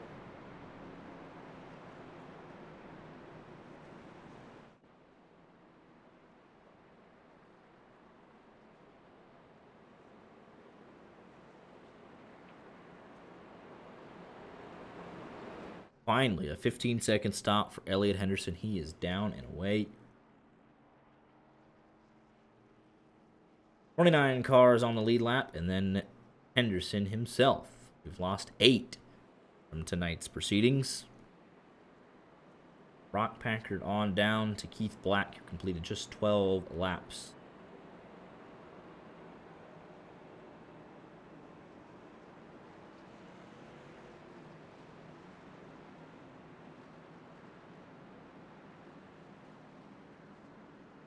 Honestly, it should be a lot more. They've gotten away with a little bit of stuff tonight, for sure.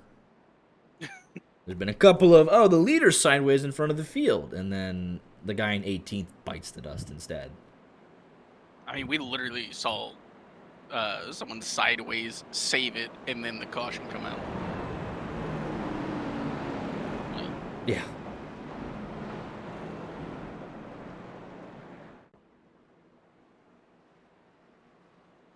It'll be really funny with just the talent on display up front to save a potential wreck, leading to then the checkups that caused the wreck. It's like, oh great, you saved it, but everyone slammed on the brakes, and now everyone's gone.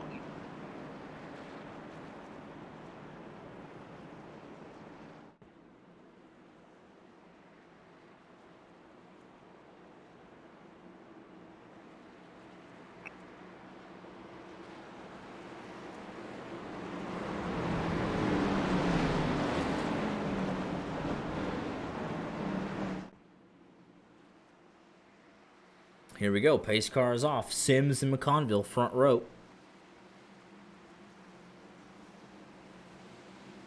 Back underway. Just 50 laps to go. Curious on how these cars back here get up to speed, or they're just still waiting for that final big one, which is looming. They got more damage fixed. Boruff and Mir both at a minute 8 in their box, so these two might be willing to work together.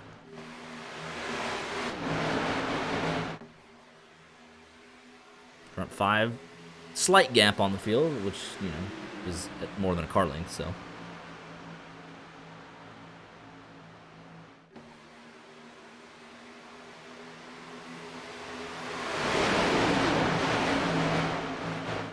Turns to dusk here in Atlanta.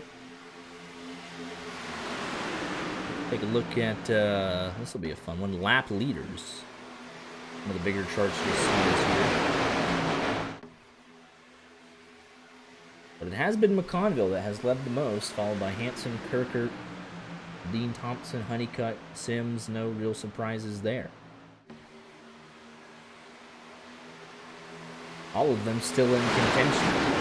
Is back at 26, got his damage fixed though. We'll see if he can get back up here, but it's quite the field he's got to get through. Very true.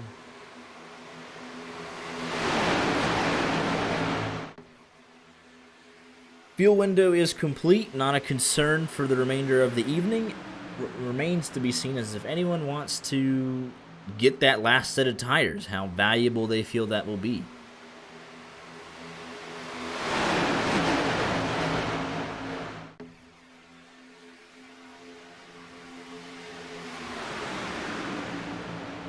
you're gonna, you're gonna have to make some moves here down the stretch. Be pretty aggressive to force the issue. You'll want that extra grip, so.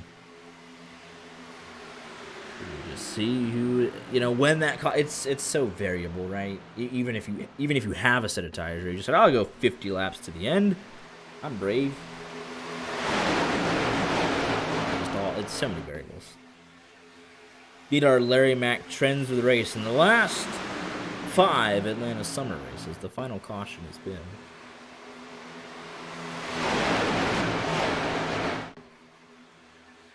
I would say probably around 10, 15 to go. That sums it up, probably. Oh, Honeycutt loose off the nose of Hansen. Oh, and there goes McConville in front of the field into Aaron Mack, and it's only going to get worse. There's the big one. Back half of the field absolutely obliterated. Smoke pours out of the back of Aaron Mack. McConville's night is done. Dean Thompson took a big hit. Rich Jett needed a good night to try and get himself onto the bubble. That will not happen.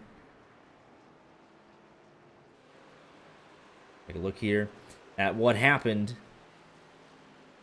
Up 118.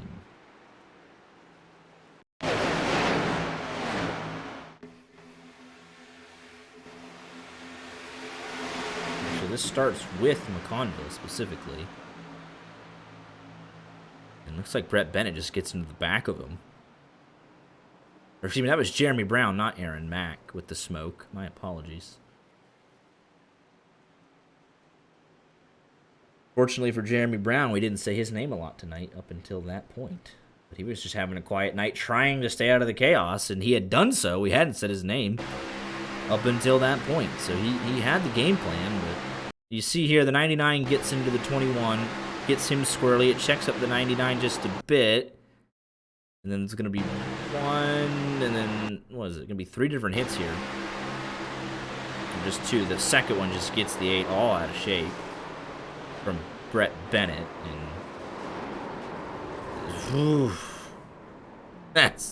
there's a lot going on. Now did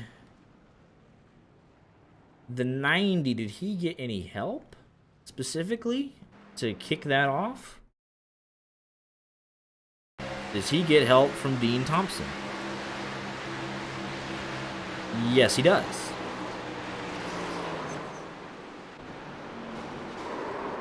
And then you're right back in here, and Blimp Cam really doesn't even do this justice, I don't think. Everyone's trying to check up McConville back down the hill. Oh, that's... Oh, boy. I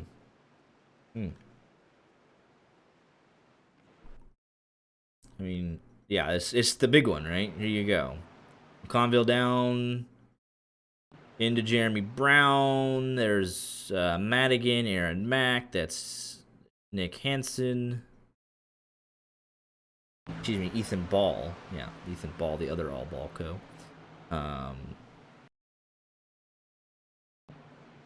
So it looks like Pienta into the back of the 96, the 77. Oh, wait. Matt Mackin into the back of the 77, into the back of the 80, into the back of the 12, and the 76 and the 4 had a phenomenal view of this. Take a look at this. On board with Aiden Kirker.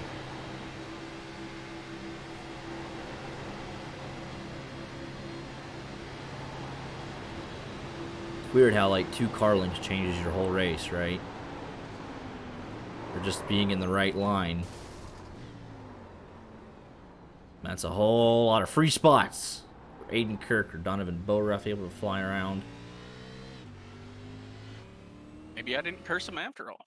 Does that put Henderson? Yeah, Henderson was doing the smart thing. He knew he needed just 1 lap, and he also knows 1 single incident point while the caution comes out voids that, so he's just gonna come to a near stop here.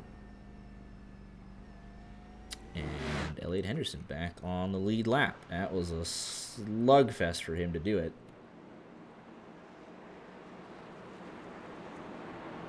But he finally gets it. On pit road from that, Jeremy Brown out, Dean Thompson, Rich Jett out, McConville on pit road. Repairs lengthy for Madigan and Brockman and Minto, Brett Bennett, Ethan Ball, Brandon Muir, Chris Claude, all involved in our most recent caution. 26 on the lead lap. And that's about all you got. I mean, everyone else still on pit road. And of the 26, they are not all up to optimal operating conditions, so. And I'm sure we're not done yet. 26, probably 20 of them are in condition, 41 to go.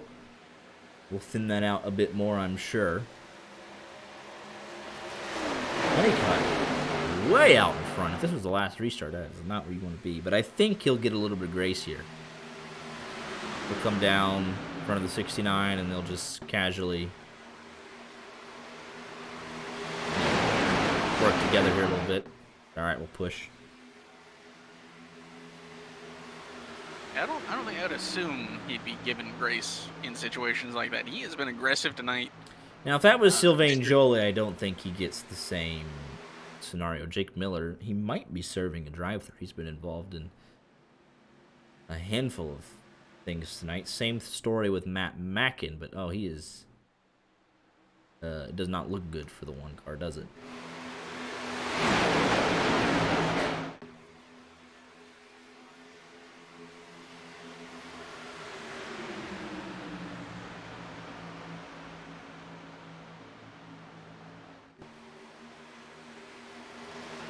So Miller completed the drive-through. We'll go one lap down here. First car, one lap down. Mackin just kind of rolling there. He's just stuck. His motor might have let go on the restart when he tried to get back up to speed, because he did have that collision with the back of Rich Jett.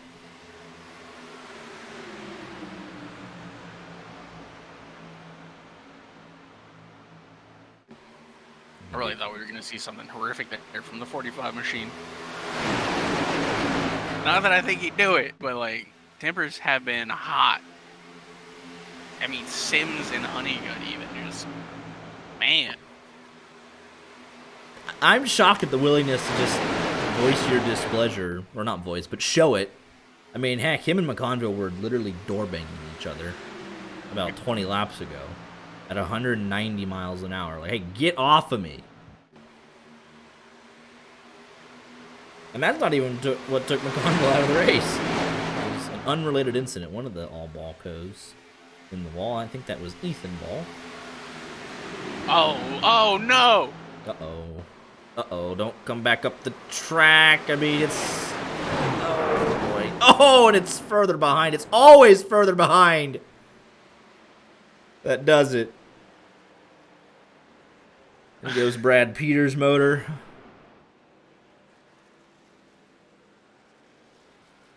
How? I don't understand the move.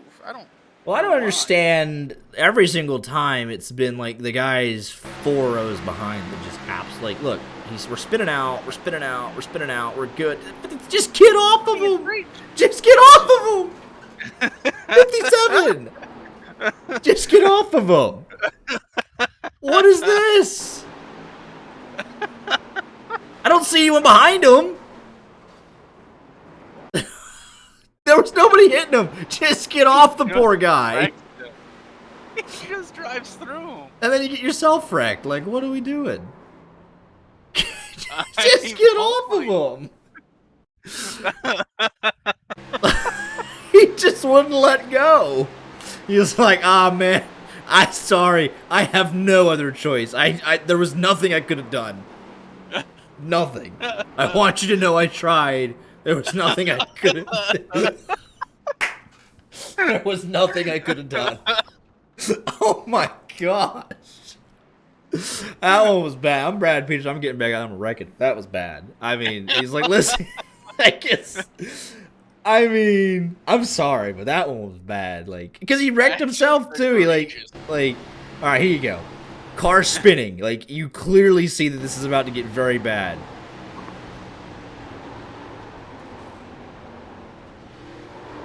Like, there was not enough brake He's in there. still in the throttle. What? He's still in the throttle. I don't like it. Where does he think this is going? Like, he doesn't, like, oh, that's...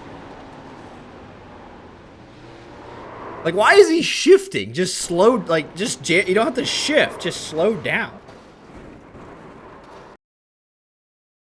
Oh, that's just, I don't know. I mean, you clearly see the car spinning out, like... And for the record, right, the reason that this is so bad is because Peters is right behind Brett Kingcott. And he is able to get off of him. And Aaron Mack is able to get off of Moynihan. I mean, you see that? Look at that. Oh my god, that's just tough if you're Brad Peters, man. Now, I'm sorry, this is that wasn't even the actual wreck, by the way. Fitzgerald, oh, that was, oh boy, that was. Yeah, these two did not like each other, that's for sure. And now I'm concerned, unfortunately, for what happens if 21 gets back to the six. That is such a late move. 21 says absolutely not. Like, I mean, there is a lane. I mean, he's already got it covered. 69, he's like, I'll just stick my nose in there. Oh boy. I don't understand the move with, you know. I don't understand the move. 30 to go. Yeah, that's not. Surely you could have teed that Like, up. if it's last lap, last 10 laps, and you want to get aggressive, show your nose, sure. Like, yeah, if that's But, one to like, go, sure, stick your nose in there. If he blocks you, then oh, so be it, right? He blocked you. But like, you don't gotta do that with 30 to go. there's Surely so you much could reason. have. Surely you could have timed that better. Oh boy. So with that, Peters goes to pit road. Matt Mackin, obviously, we saw him. 24 on the lead lap. We're only 14 down. 11 out, 3 on pit road. Although we know Peters is, technically out. Matt Mackin, I think his motor blew. And then McConville, he's been there for 11 minutes. At this point, so many laps behind already, effectively just kind of stuck there. Doesn't really matter. They could steal a spot or two from the other wrecked cars, but 24. We'll settle it amongst 24, and then from there, what? I'm still saying 20. Guys with varying amounts of damage, so here we go. Back underway. 33 to go.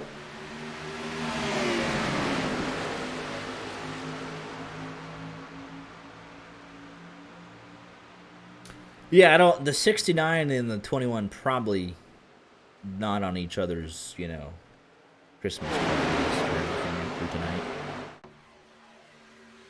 I struggle to see if that fake 21 is on anyone's. Yeah, it's not going to go well, is it? I mean, you are allowed to race like that. People like aggressiveness, especially in this age of NASCAR. Just, it's virtual. It's a lot cheaper to wreck cars here than it is in real life. Oh! Well, never mind. 21 is donezo anyways. He's gone. He's just gone. And Brandon Minto also out of the race. So that actually ends that discussion, at least. What is his deal? Oh, boy.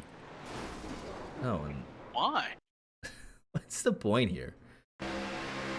I don't understand. That's like the third time he's done that tonight. There was literally 0 point for that.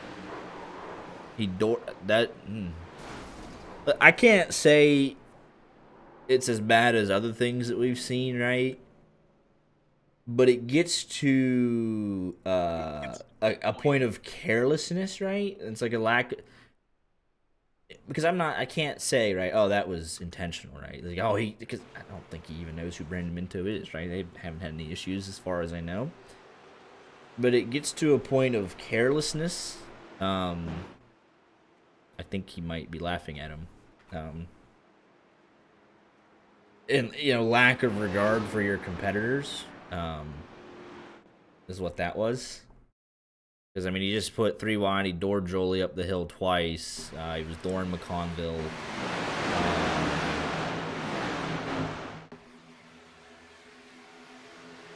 And then literally back of the leading pack, right?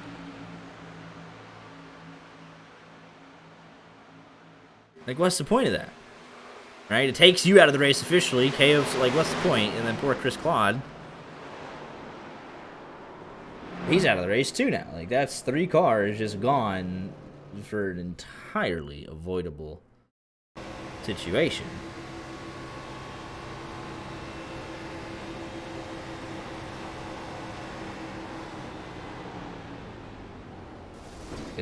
And poor Claude, he's like, well, I can't go up to the right. I can't hook the 71 full lock, and it's too late. Like, there's nowhere to go. Stuck in the middle of the corner.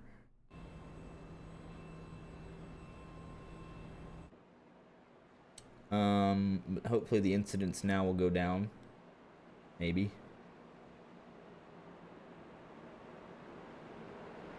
That is a hope. Yeah. We can want that. Yeah. We can ask for it.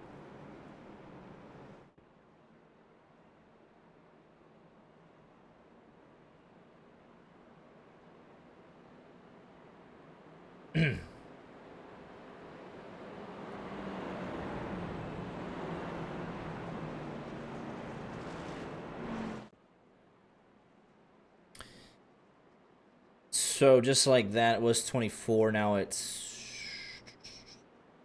20. It should be 21, depending on if Mir can get back going. Brockman is going. Everyone's also going. Should be 21 now. Pretty much dead on. Said about 20.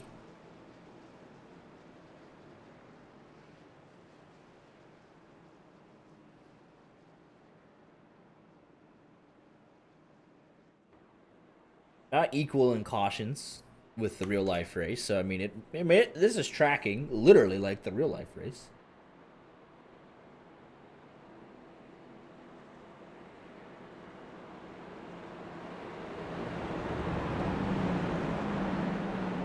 Be honest, didn't watch the real life race. I spent too much time playing college football 27.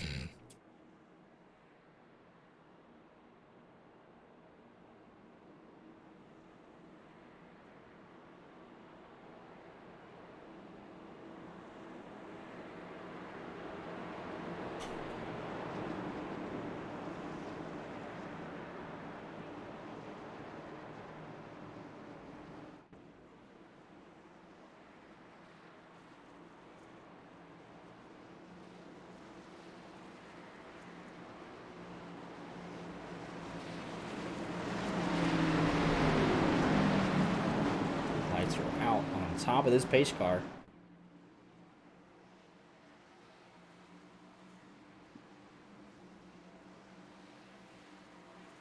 Jackson Sims in control here. Back underway with Gavin Fitzgerald. 28 to go. We'll start looking at this now. Let me find. I need to put this in a better spot. Team roster. 1 and 2. And amazingly, for Spectrum Racing, all their drivers are on the lead lap. And with only 20-something cars, to have 7 of them on the lead lap, it's a really good spot. Nathan Yarnell here, Elite Motorsports. Brad Peters, Brown, Thomas out, but they still got Kirker, Wishon, Lindgren, and Yarnell. So they got 4v7. Can put up a fight with that. Nick Hansen, Albalco got both their drivers in contention.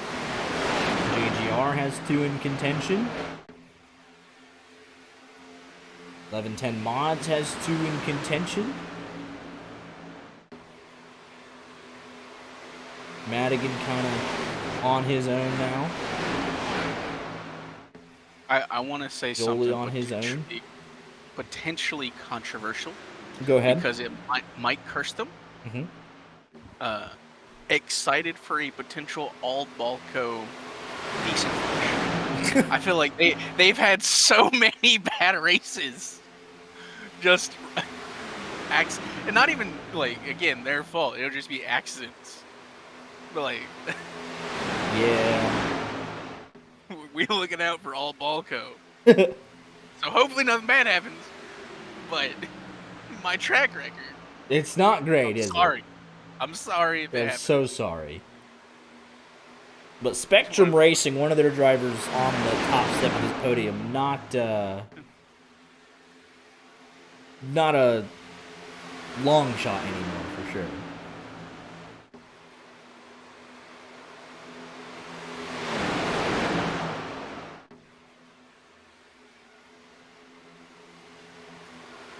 Man, we really have like just 13 cars sitting on top of each other. Then a second group just hoping for the best. Uh-huh.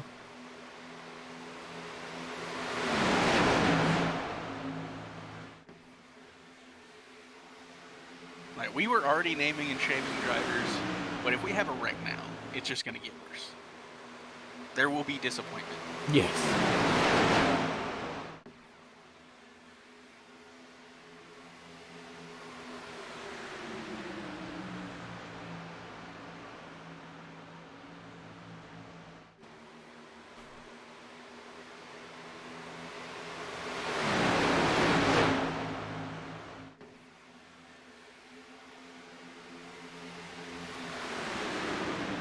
But in terms of, yeah, it's 13 right now. And I think these guys at the back just want a break. So it's 20. We're right at 20 cars that can maintain pace with the draft. And then Brandon Meir all by himself for your 21 cars on the lead lap with 21 to go this time by. See what I did there? You're so good. However, it gets to a point. You know, it's not a Talladega lap. It's an Atlanta lap. It's 31 seconds. If you're 2 seconds off, you know, you're 2 seconds back right now. You gotta. There's a risk you completely just run out of time and mistime this. Especially if that lead group realizes, like, hey, all we have to do is go single file till like 5 to go. Then we can settle it at, you know, top 13 all by ourselves. We can ignore everybody else on this track. We all have a 1 in 13 shot of winning this race. If they squabble, the group that's single file can and will catch them. But there's some broken cars back here a little bit. Brockman with damage. I think Jolie and, you know, obviously Bennett have been involved in some things, so they're not exactly tucked up right behind. But there might not be another caution because at this point it's 13. You should work with a pack of 13. They were doing that in practice just fine. And then you got your single file, and you got one car. You got 21 cars, like, and they're all, you know, it's 13, 7, and 1. Although 13 cars is definitely enough for a wreck coming to the white flag. I mean, it's not over, that's for sure.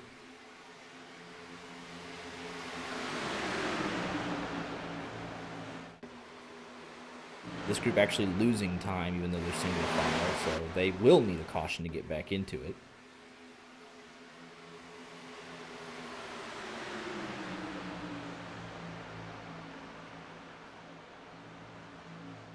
$18 to go, and look who's about to crack the top 5. It's Elliot Henderson. You take a look at this timeline chart. First wreck about lap 10. And didn't crack 30th until 20 laps ago. And then it's off from there. Did all this to get right back to about where he started. That is remarkable.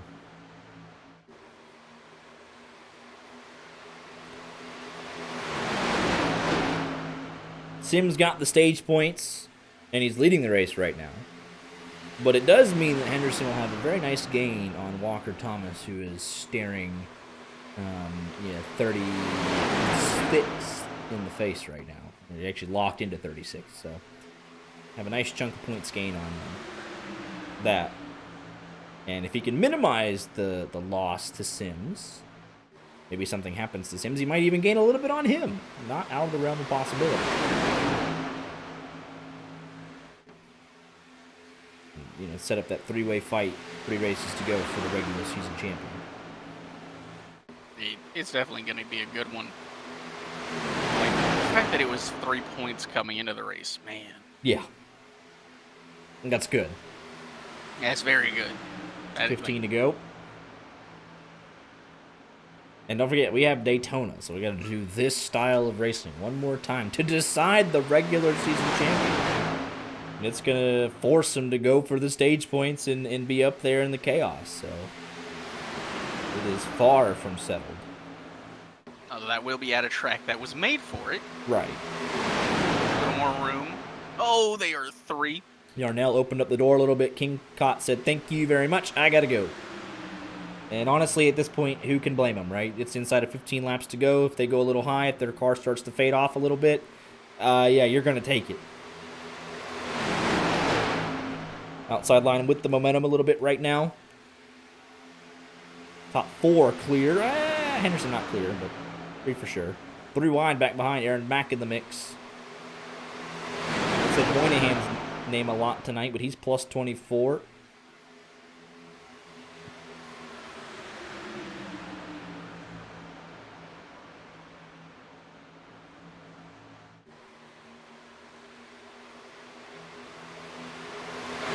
Second group needs a caution. Coming to 12 laps to go. 13 cars racing for the win right now. O'Ruff from Madigan. 2.8 behind. These guys starting to get a little racy. 3 wide. That'll slow them down a bit, but 3 seconds in 9 laps, you're asking a lot there. Madigan would have to blow his engine to even make meaningful gains, just constantly be on the back and shoving him around this racetrack.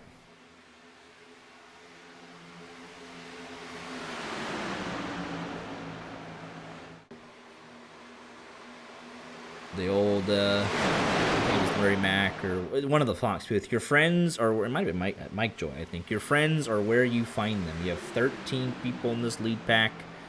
Obviously, a lot of them are teammates, so you can naturally work with that. 1, 2, 3, 4, 8 out of 13 cars. 5 of them are in this pack, so they'll try and control things. Obviously, 1, 2, and 3. So how do you unseat that if you're the other cars? That's what they're going to be asking themselves. Even right now, I don't think you really have a shot. Like, they just happen to avoid the attrition, right? Like, you know. Henderson's trying to get there. I mean, they have the front 3 up top, and then Henderson's leading the bottom line. So, I mean, they have this covered at the moment. Completely. And that's not to say, I mean, Wishin, right, Yarnell and Lindgren, they might be able to do a little something. But, I mean, there's a lot of good drivers for Spectrum that have just maintained their spots. Look, it's 1, 2, 3, 4 now, and Miller's trying to make the move to the inside of Yarnell. It's 1, 2, 3, 4, and 5 as it stands. I mean, they have absolutely got this covered. It's kind of a race on which one of these guys wants to win it. Like, how does look at this? It's now officially locked in 1 through 5. How do they race each other is the big question here. Look, 5 cars, single file.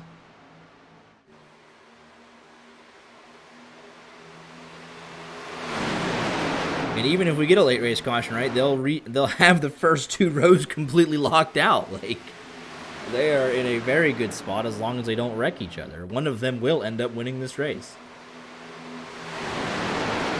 There's not really much I can add to that. It's domination at the front. Even if you wanted to go somewhere, they are gonna get 2 by 2. They will be in your way. They could go 3 by 3 and have the numbers. Yeah.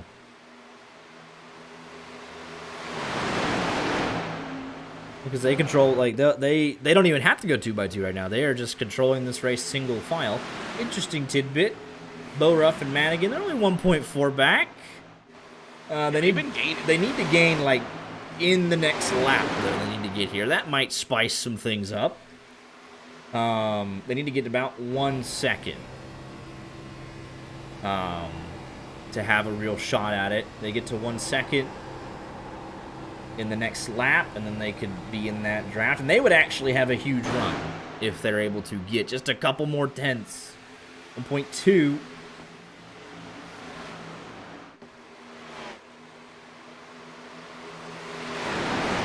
Sims in complete control.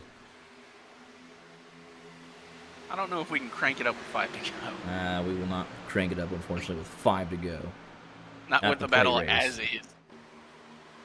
1.2, 1.1. They're so close. 1 second. Oh, they might have a huge run. They might be just the smallest bit of a factor here. One more giant push from Madigan and Ethan Ball, and they should be there. They'll get there with 4 to go. They could potentially change the decision here. They will have lap traffic to deal with. Just the one car. He'll go out of the way. They actually lost. They went from 9/10 of a second to 1.3. I think Madigan thought they were close enough and had to let the engine cool, but just like that, it's off again. Now with 3 to go, they will not play a factor. I thought they had a shot at it, but they don't. It helps that the front pack also kind of got organized. They've cleaned it up. Hey, look at this, though. We got Spectrum 1 and 2, and then 3 and 4 side by side. Like, where are you going to go? And then Henderson's actually controlling the middle. Moynihan's the closest non-Spectrum car, but even he is entirely boxed in. I mean, you can push Kingcott to the win. You could try and do different things by pushing one of these drivers out in front and trying to advance your lane. There is small things you can do. Ultimately, it involves pushing one of these other Spectrum drivers out in front, but nobody's been able to do so.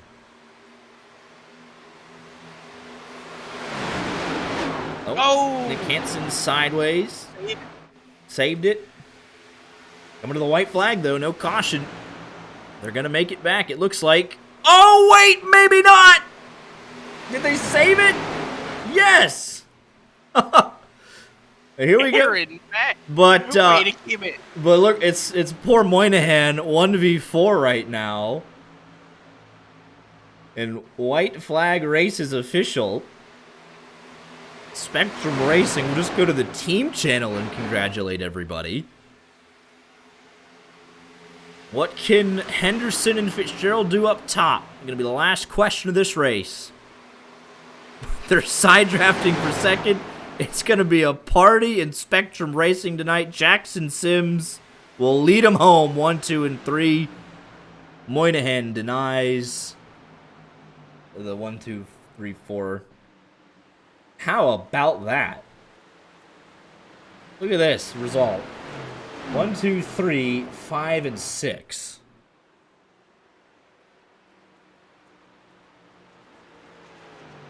And the answer to the question with about 12 laps to go, they could not break up the Spectrum Racing, what is it, quintuplet or whatever? What do you call it? I don't know. They could not unseat them. Understandably so. At Daytona or Talladega, they would have had a better chance. But with that many cars at this super intermediate... Oh, he backed into the... Oh!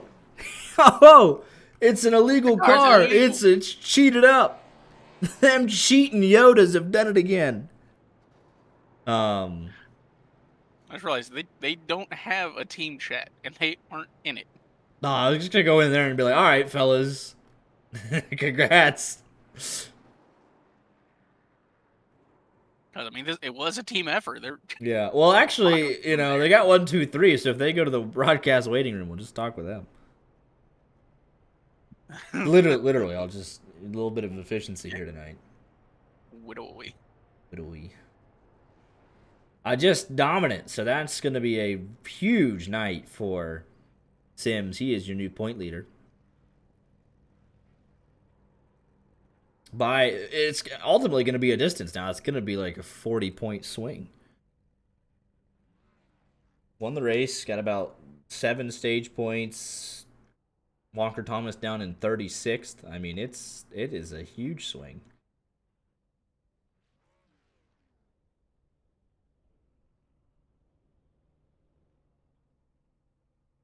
My goodness.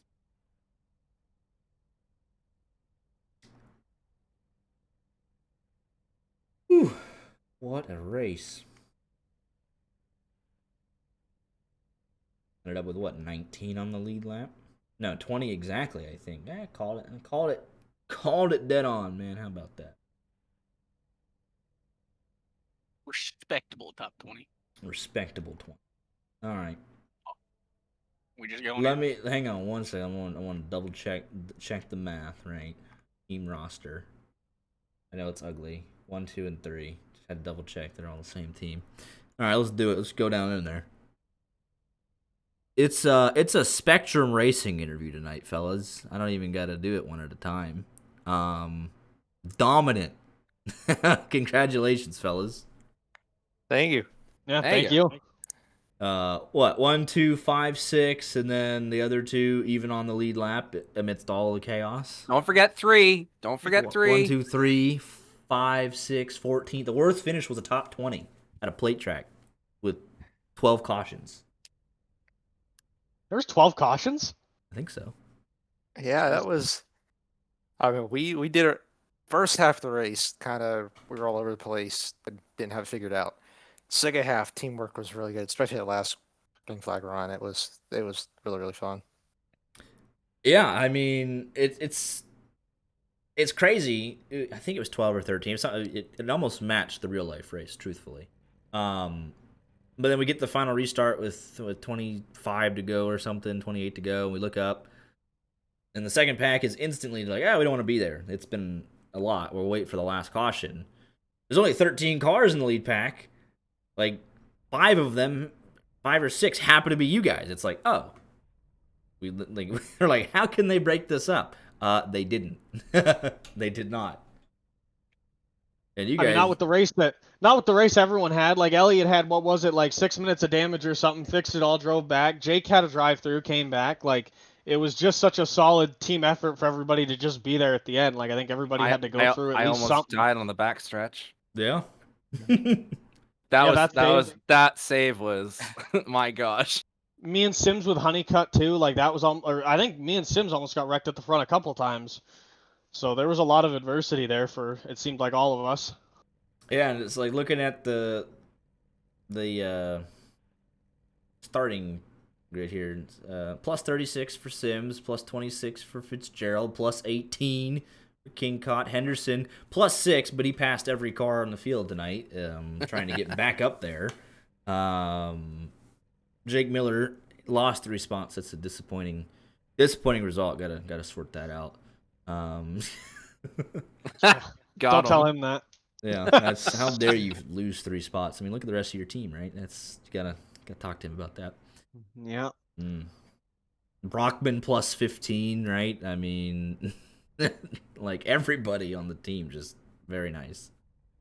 But just able to, there's a tiny bit of luck in it ultimately to avoid all of what went on tonight, but putting yourself in a good spot, knowing who you can work with, and then putting it all together for the final 20 laps to the end is like, you guys were in complete control. It's like, oh, there was never a question of like, oh, it's not, as long as the back half doesn't wreck, it's just going to be like, who wants to win the race on Spectrum Motorsports tonight? Like, who wants it? And that's kind of how it went.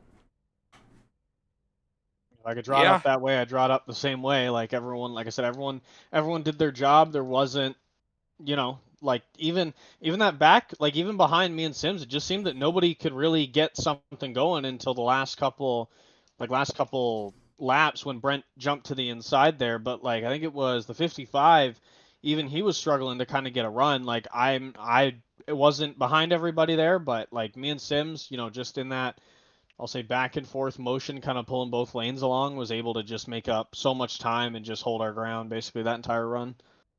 Absolutely. And Sims, you are now the points leader. It was best case scenario. I think you got some decent stage points. Stage 2 ends up winning the race. Walker Thomas obviously caught up in the first wreck of the night. You were 3 points behind coming into tonight, and then with 3 races left, it's gonna be a decent swing up out in front for you for the regular season championship fight.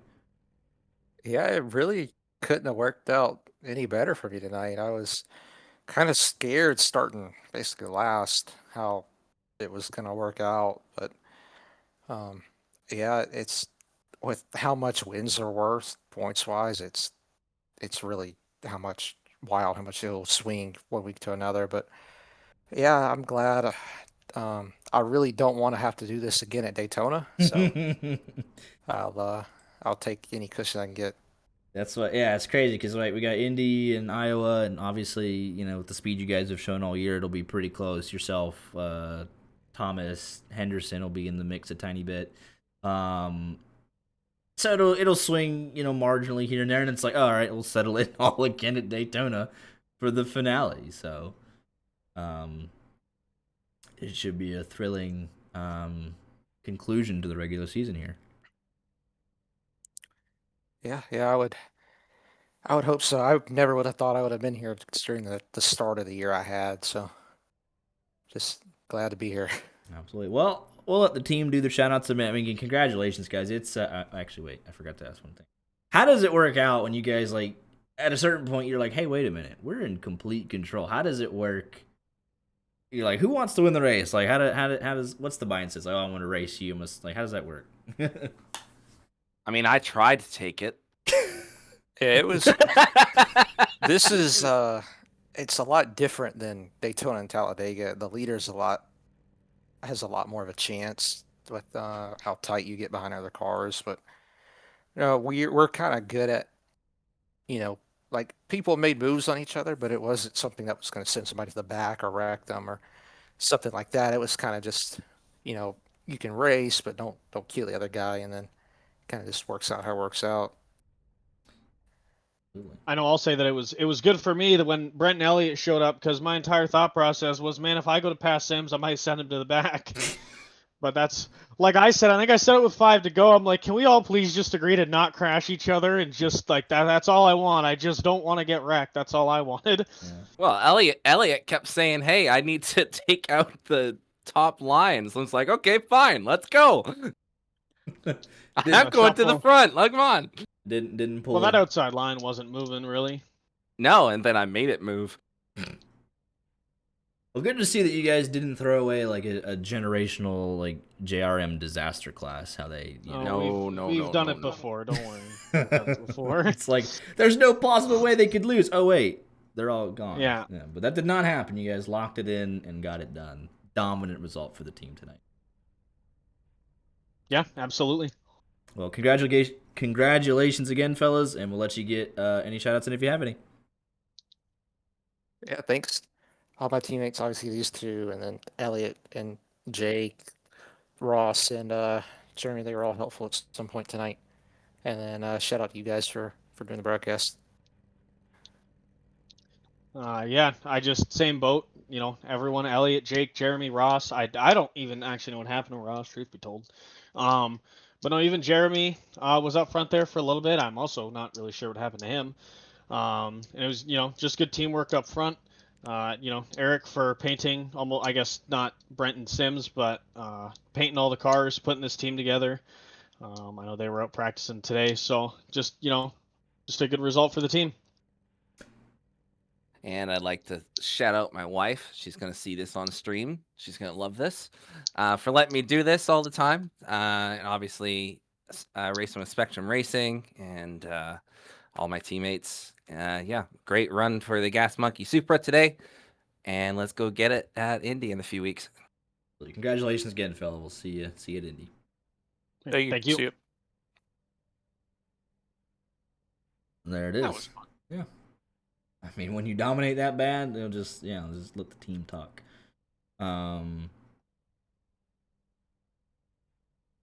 very nice. I mean, it was as expected. I mean, it's like, oh man, the sim they do a little bit better than IRL. But I mean, this was literally it was like a match pretty much. He had the couple big ones right, and had the team like it lined up. I mean, literally almost the same. Like that late restart, JRM had what it was like. Caruth, Quaffle, Allgaier was there, and then one or two others. I can't remember exactly off the top of my head. The only difference is that they did all not get caught up in a wreck, and the team dominated till the end. So that was the only change, and it led to the Spectrum, really nice domination. So taking a look at your final race results, we've been out of action for a while, so I gotta find everything again. Or any final thoughts? Just happy to be back. We had a little too much time off. Uh, from the Monday nights and Tuesdays. Just excited to be putting on a show again. Well, we gotta go to Lime Rock tomorrow for the truck, so maybe. Ah. Yeah. But it's fine. They'll make the most of it there. It'll be caution free except for the stages, so that'll be good. Congratulations to Spectrum Racing. Congrats to Moynihan for being the highest non-Spectrum driver. Good result there for Yarnell, Jordan Smith, Aaron Mack, a nice top 10 for his troubles. Sims got the advantage of leading the most laps. He got to kind of just sit there and park it the last 25 laps, manage his team. Most laps led and the hard charger for his troubles. Yarnell with the fastest lap. And then Aiden Kirker was your pole sitter here this evening. Only 11 cautions, 31 laps out of 163, so I'll take that. 10 different leaders with 15 lead changes, and race finished in regulation. All in all, a solid super speedway, whatever you call it, race. Yeah, that was fun. We'll be back tomorrow night, Lime Rock, and then off next Monday, and then I don't know about next Tuesday, but we'll be back tomorrow night for Lime Rock, same time. See y'all there. Y'all take care.